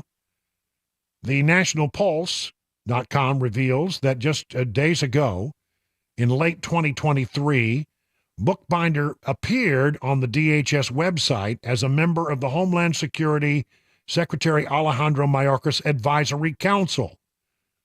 Now, he's been scrubbed from that website since. The National Pulse reached out to DHS for a comment. I'm sure they got back to them quite quickly. Bookbinder is a former Obama-era appointee, was working through the CREW organization to remove former President Donald Trump from Colorado's primary ballot, while also serving as an appointee of the Biden government. Archive links indicate Bookbinder was an active member of the Department of Homeland Security Advisory Council until at least December 21st of 23. The Colorado lawsuit, backed and funded by CREW, asking for Trump to be removed, was filed on September 6th of 2023. For at least 4 months, Bookbinder was serving as a political appointee under President Joe Biden, while CREW funded and provided legal counsel to the petitioners. In fact, the state district court judge Sarah B. Wallace ruled against CREW, finding that the office of the president did not fall under the purview of Section 3 of the 14th Amendment initially. Bookbinder was quoted promising the decision would be appealed, which it was, to the Colorado Supreme Court. And you know about that. He's quoted, and he's really an appointee of the Biden administration. So don't let them suggest to you that this is somehow organic, that this is somehow grassroots. This just came out from the state of Colorado, and no, there's not much that goes on anymore that is truly grassroots. If you dig hard enough on anything that looks like it might be grassroots, you'll find that it's AstroTurf. It really is. 22 minutes now past the hour of 6 o'clock on Super Talk 99.7.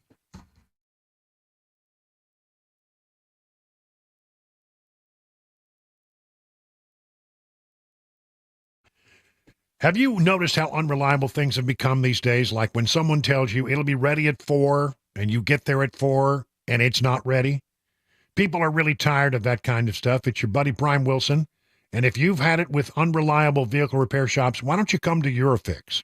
Eurofix can turn unreliable into reliable. And Eurofix has your vehicle ready when it's supposed to be ready, so you're not standing around wasting your valuable time.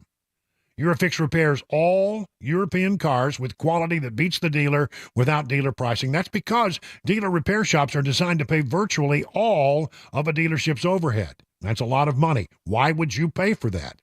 At Eurofix, reliable means a 3-year nationwide warranty plus a free loaner car with every repair appointment. Make sure you call ahead, as loaner cars are very popular. If you're tired of unreliable repair shops, come to where it is reliable. Eurofix, family-owned for some 24 years. Call 844-EUROFIX. That's 844-EUROFIX, or visit myEurofix.com and tell them your friend and radio buddy Brian Wilson sent you.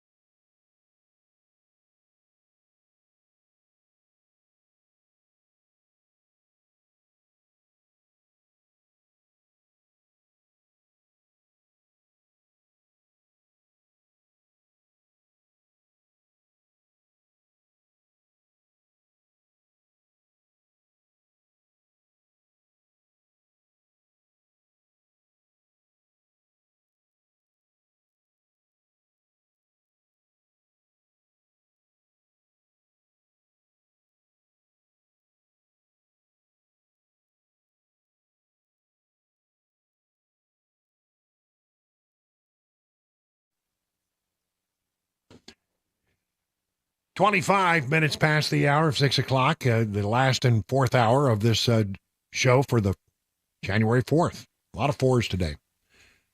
I should get a Powerball ticket and just put a bunch of fours in it. Yeah, it'll never work. No. I don't think I've ever personally bought a Powerball ticket. I think I have maybe twice in my whole life. Yeah. But, you can't win if you don't play. That's true. So I'm not going to win. But I wasn't going to win anyway. That's the way they say. I'll take my chances of probably not going to win. But better that dollar stay in my pocket because than just throw it away. I don't know. Who knows? Trump business. Some more, by the way, campaign news very quickly. Some things that I want to clean up. Trump business took in nearly $8 million from foreign governments, according to House Democrats. You're going to hear a lot about this story. Democrats are making the case that former President Trump, violated the emoluments clause of the Constitution because his businesses brought in about $7.8 million from foreign entities from 20 different countries during the time he was in the presidency. Now, I don't know how in the world you can do this. You can make that case if you want to. The president of the United States, former president of the United States, has business enterprises all over the world, right? People come and go. He's got hotels, he's got apartments, he's got buildings. There's a thousand different ways you can do business with the Trump Corporation. But when you take on the presidency, what you do is you set that aside and you say, you know what, I'm not going to be running the day-to-day my business.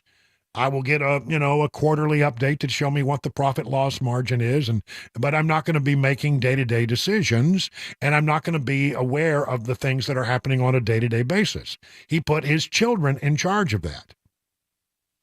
And so, when you do that, when you put things at arm's length, then are you then responsible when, let's say, the Saudis spend a bunch of money to buy a bunch of apartments in buildings that you own? I don't think so. I mean, they tried to make this case with the Trump Hotel in D.C., saying that, well, people were renting space to gain favor with the former president when he was in office. And, Donald Trump didn't know who was checked in down at the Trump Hotel. It's about 6 blocks away, but he didn't know. I'll tell you what the Trump Hotel became a place for. It's no longer the Trump Hotel, but when it was the Trump Hotel, it's where all the Trump people went to drink.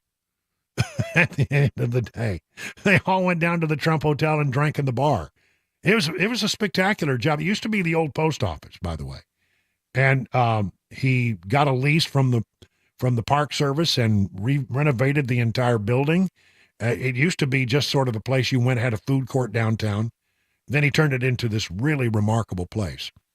And so that, as far as I know, it became a hangout for Trumpites. That's where they went to drink. And they tried that whole thing then, and it just never stuck, and this won't either. But you're going to hear Democrats make a lot of noise about it. The Democrats are really good about saying that something is unconstitutional.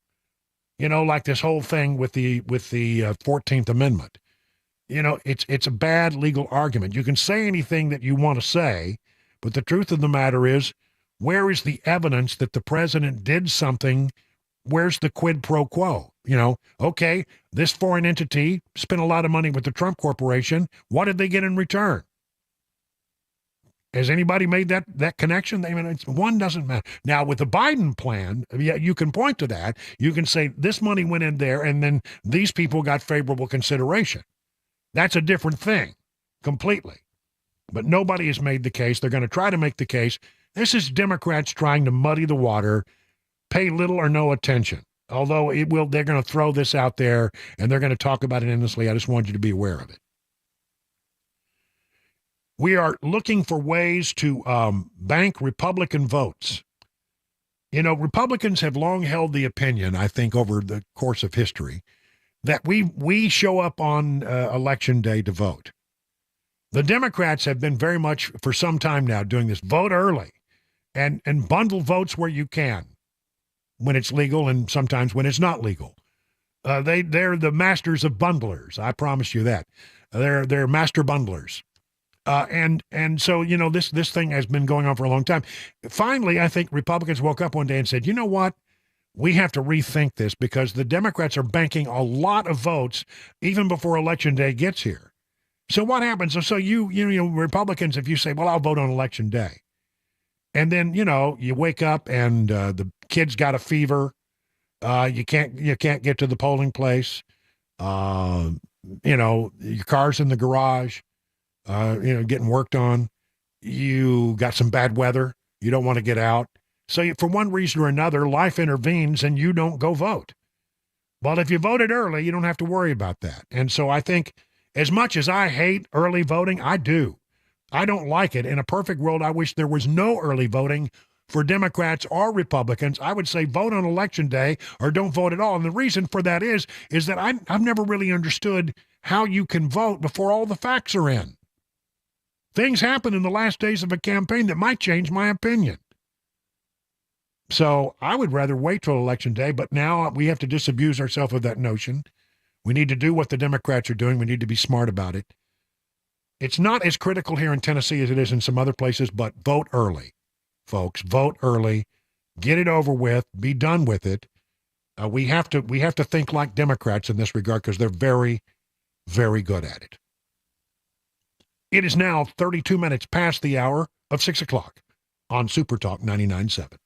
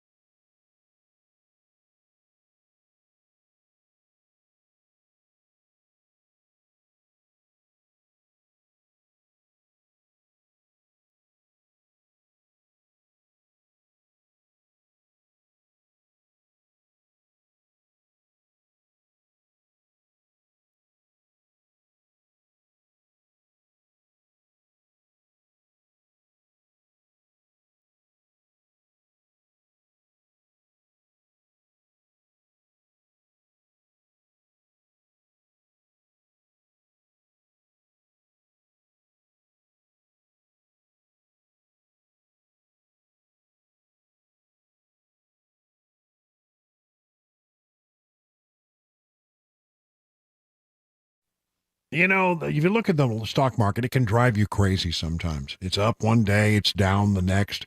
And if you've got investments and you're thinking you're getting close to retirement, that makes you very nervous, doesn't it?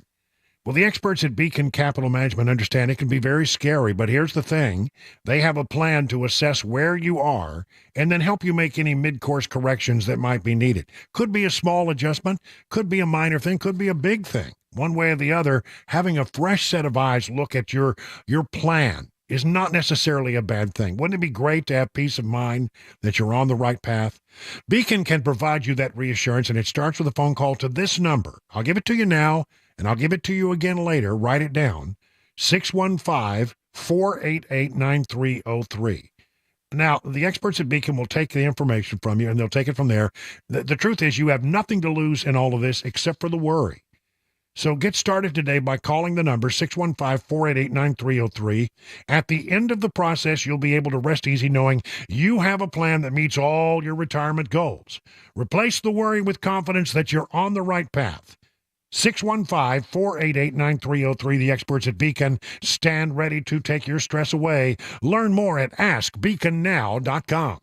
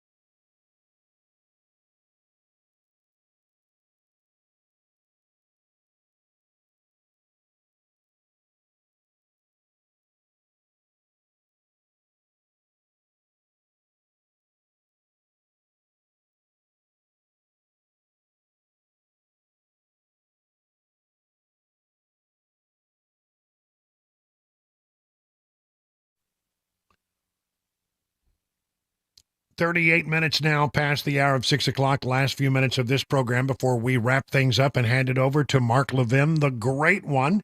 A reminder, we're taking the show on the road to Iowa. Iowa on the caucus day, which is January 15th. That's about 11 days from now. We're going to be we're doing my show there, but we'll also be calling in for the other shows throughout the day to talk a little bit about the process of kicking off election season 2024 in a big way. I added it up, Chris. You'll be surprised to know this. I have covered 9 different presidential campaigns. Wow. Yeah. 9 times. Yeah, I know. 4.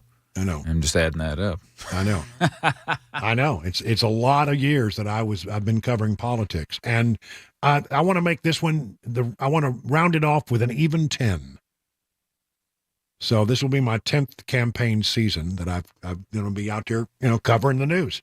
So that's good. So I'm looking forward to that. And so, what we'll do is we'll provide you a lot of information that day.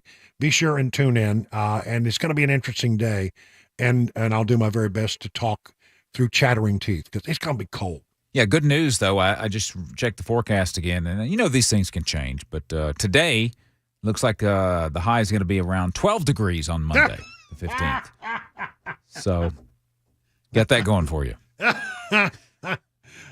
Sunday, it could be interesting. Sunday, it's calling for high of 15 and some snow. Uh-oh. I hadn't thought about snow. Yeah, that's right. So should be interesting. I don't know if my tread is good enough for snow. I haven't thought about that. I've been thinking about getting some new shoes for my truck. Yeah, might be a good time to check into that. I might need to do that before I head to Iowa. All right. Well, there's something to think about. I didn't expect that one. Thank you for that, Chris. Appreciate it. Well, no better to do it now and know about it than to get down there and slide off the road in Iowa. I got a bunch of different stuff here. I want some local news, some other national news, just a compendium of things that I want to talk about with the time we have remaining. Let's start with local news. I have I have a complicated relationship with the governor's office. Let me just say that I think Governor Bill Lee is a good man. And, you know, I've had opportunities to meet the governor. I've had opportunities to interview the governor, though not in a very, very long time, just saying. It's been a long time since the governor and I have sat down for a chat, you know, and I think it has to do with the fact that last legislative session, I could not be with the governor on his red flag law. And he finally, you know, realized that it wasn't going to go anywhere, and he sort of gave up on it. But, I mean, it wasn't personal. I still like the governor. I think he's a good and moral man. I just didn't like that particular piece of legislation, and it was the signature of that year. I had some concerns about the direction that we were going with regard to education last year, and I expressed those. And so, you know, it's my job to come here every day and tell you what I think. Now, there are those who will, you know, constantly pump sunshine because they don't want to offend people. And if the governor's office doesn't want to be on my program and doesn't want to talk to me and doesn't want to come on, that's his prerogative. But I've got to call them the way I see them, and even if it means that I'm going to irritate and lose, you know, potential interview opportunities, that's the way it is. So I'm sorry that I couldn't be with you, but I want to say this. It's not personal. It's not. I always look at the issues, and I didn't like that issue, and I said so. And by the way, so did the state legislature. By the way, so did in polls that were taken, much of the citizenry of Tennessee. So I wasn't alone in all that. Now, on the other hand, this session, I completely am on board with what the governor is proposing. I don't know. I'm not trying to suck up. I'm just telling you that I like this school voucher thing. And apparently, according to some surveys that have been done, so do the people of Tennessee. This is going to go through like you know what through a goose. It's going to go through the state legislature quickly. It's going to become law. And I think it's fantastic. And I'm talking about school vouchers. A new poll from the Tennessee watchdog group, the Beacon Center of Tennessee, shows that a lot of people like this idea. They polled voters on several topics, including upcoming political races, faith in the media, education, housing, and more. And so there's a lot of stuff to be drawn from this. Let me see if I can give you the best of it. It turns out that there's a great number of people who like this idea of educational savings accounts. Here we go. Under Tennessee, this was the question that was asked. Under Tennessee's existing education savings account program, ESA program, families of eligible K-12 students can use a portion of their per-pupil funding on certain educational expenses, such as private school tuition, tutoring, educational therapy, or other educational purposes. The ESAs are available to families in Memphis, Nashville, and Chattanooga. Governor Bill Lee has proposed an Education Freedom Scholarship Act to give the same options to all Tennessee families. Would you support or oppose expanding educational choice statewide? I think a very balanced question. You explain what's going on in the past and what's about to happen. 68% of those surveyed said they support it. 68%. 19% said they oppose it. And a blissfully unaware 13% said they were not sure. Tennesseans then went on to say they would be more likely to vote for a legislator who supports statewide ESAs, with 52% saying they'd be more likely to vote for a legislator who supports statewide ESAs compared to the 12% who said it would make them less likely to vote for that legislator. 28% said it would have no impact on their vote. So there you go. And there's some other stuff in here about political races. Donald Trump has a 30-point lead over Joe Biden. Even when Robert F. Kennedy is included as an independent third-party candidate, Biden's lead drops to 26%. Kennedy gets 16% of the vote in the state of Tennessee. Wow. I don't get it, but okay. Republican primary candidate Donald Trump has a 60-point lead over his Republican rival, Ron DeSantis. 72% of Republicans in the state of Tennessee say they will vote for Donald Trump. Ron DeSantis comes in at 12%. Nikki Haley comes in third at 7%. Wow. And you know, we've heard the Trump people say it'll all be over in pretty short order. Kristi Noem, the governor of South Dakota, someone who has been talked about as a potential vice presidential running mate for Donald Trump, has said, I think the other day, that she thinks it'll be over in a few short weeks. And I think that's probably right. I mean, at some point, if you know, he's racking up win after win after win after win, the only possible place where Nikki Haley could make a stand, I think, is New Hampshire. And that will be later this month. We'll see how she does there. Does that change things? No, I don't think it does. But I mean, what's the purpose in just beating your head against a brick wall? If Donald Trump is 40, 50, 60% points ahead, then why would you continue to do that? I mean, how does that help you? I don't think it does, and I think it hurts you going down the path if you want to run in the next election cycle. But if you take Trump, Biden, and Kennedy, Trump comes in with 51% of the vote, Biden comes in with 25%, Kennedy comes in with 16%. Interesting question here. If former President Donald Trump decided not to run in the upcoming primary election, who would you vote for? DeSantis?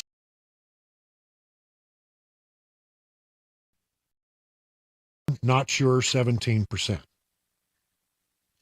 If Joe Biden decides not to run in the upcoming primary election, which of the candidates would you most likely vote for in the state of Tennessee? Harris?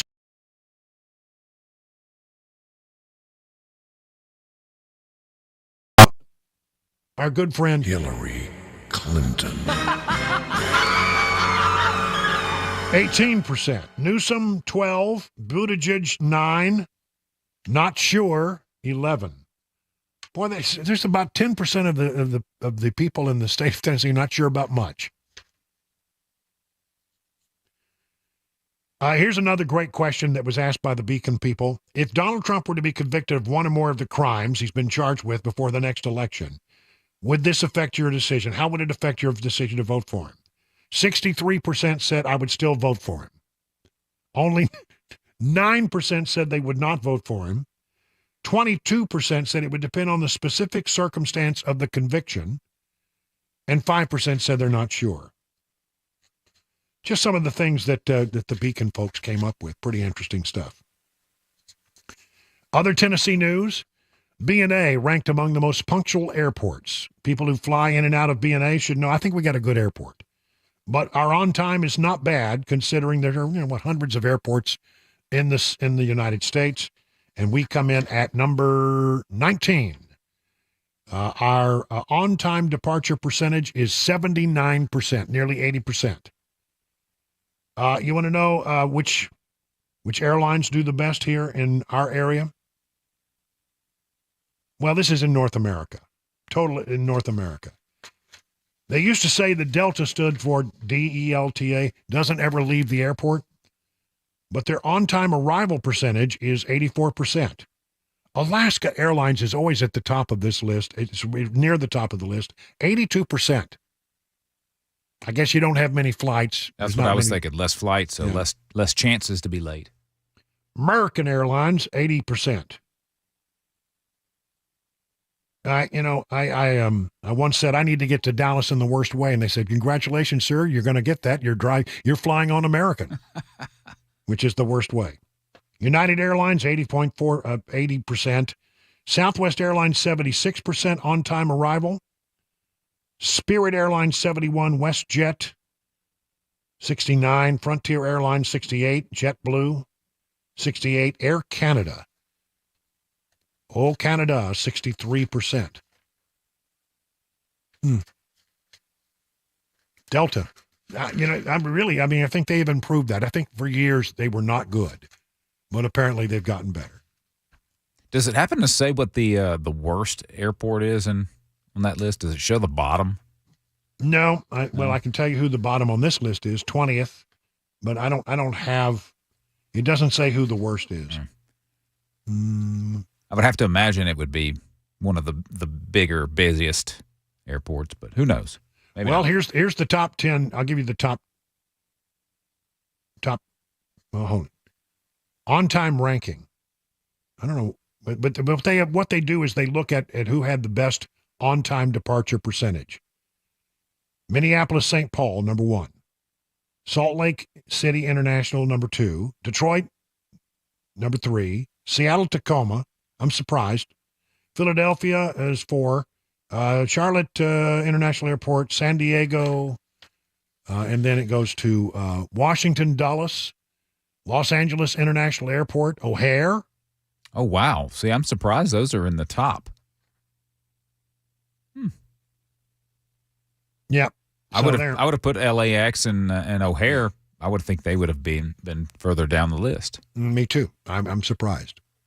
But that's on-time departures, which means they get you out the door and get you on the plane and get you out. I don't know. I think there are other metrics that perhaps are more valuable, is what I would say. Could be. In Tennessee, we told you yesterday that there's a new law that just went into effect. We told you a couple of days ago, but a new law went into effect, said you just better not be looking at your phone. I want to reiterate that again. If you're in a car right now and you're driving down the highway, do not be looking at your phone. You can end up with a very serious ticket, points against your insurance. The penalties for distracted driving are very high, higher than they have been in the state of Tennessee until now. So that, they're going up, and they're going to be enforcing this law.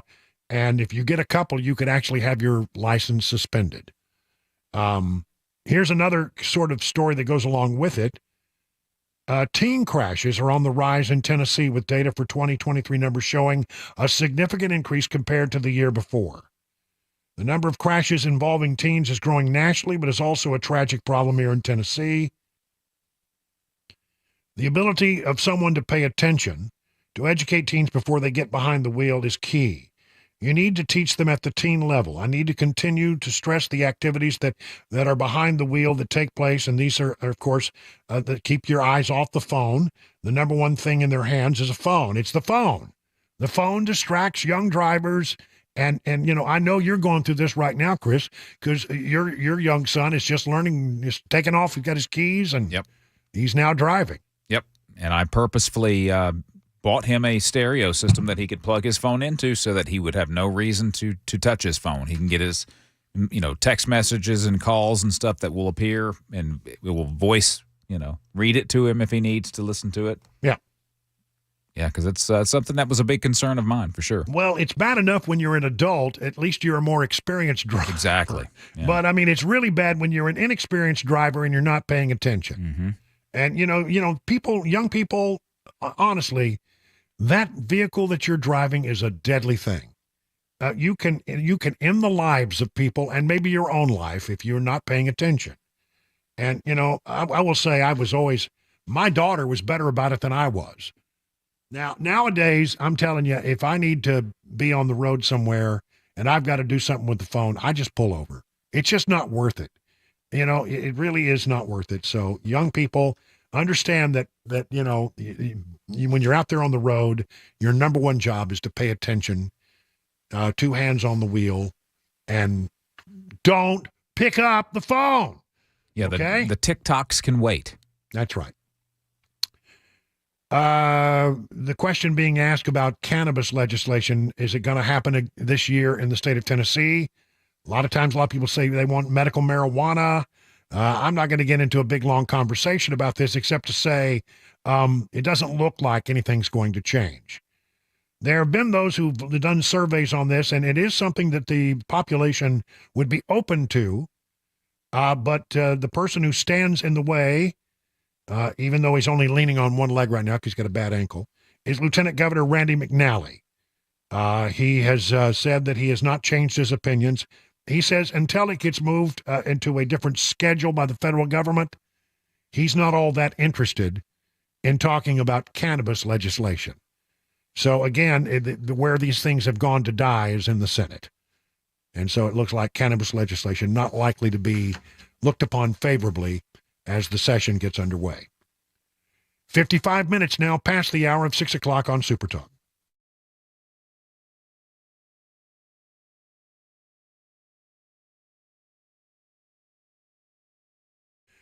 You know, it's cold weather this time of year, and if you wake up and you don't have a heating system that's getting the job done, it's cold in your house, you need to get it fixed quickly. Call the number I would call, 615-775-7833, and the folks at Busy Bee will buzz over to your hive and get it back up and running in very, very short order. You know, these things aren't made to last forever. They have a life, approximately 20 years, if you're lucky, and if you do good preventative maintenance on it.